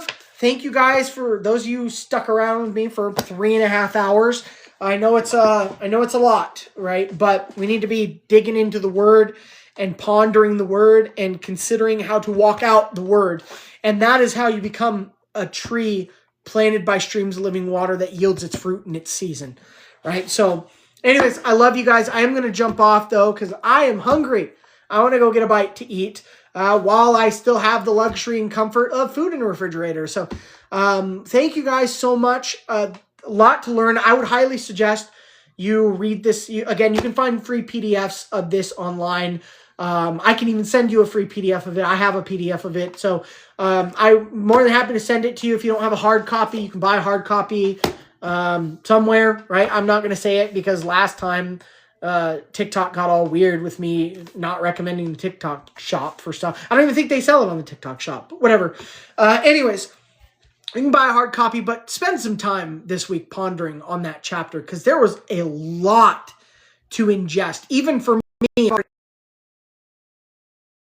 Spend some time pondering on this and thinking about it and think about what it means and how to apply it both physically and spiritually to your life. And when we do that and when we spend a lot of time doing that, we will undoubtedly become better people than we were yesterday. So I love you guys so much. I hope you guys have a blessed, wonderful rest of your Shabbat, wherever you may be. I love you guys so much. If you need anything, reach out to me. I am planning on having the study this coming Tuesday, Yah willing, on TikTok. It'll be restreamed on my YouTube, again, Yah willing. And then I do have those 3 other studies on YouTube exclusively, Psalms, Proverbs, and Judges. I am intending to put studies up about that very, very soon. So thank you guys. I love you. I hope to see you in one of those studies. If you have any questions, concerns, reach out to me. I'll do the best I can to help you. Hopefully I can, anyways though, Shabbat Shalom. I love you guys. I hope you have a blessed rest of your week as well. And may the Most High bless you and keep you. May he make his face to shine upon you and be gracious to you. May he lift up his countenance upon you and give you wonderful peace. In the name of our Messiah, Yeshua. I love you guys. I do hope you have a wonderful week and reach out if you need anything. Yah willing, I'll see you guys soon.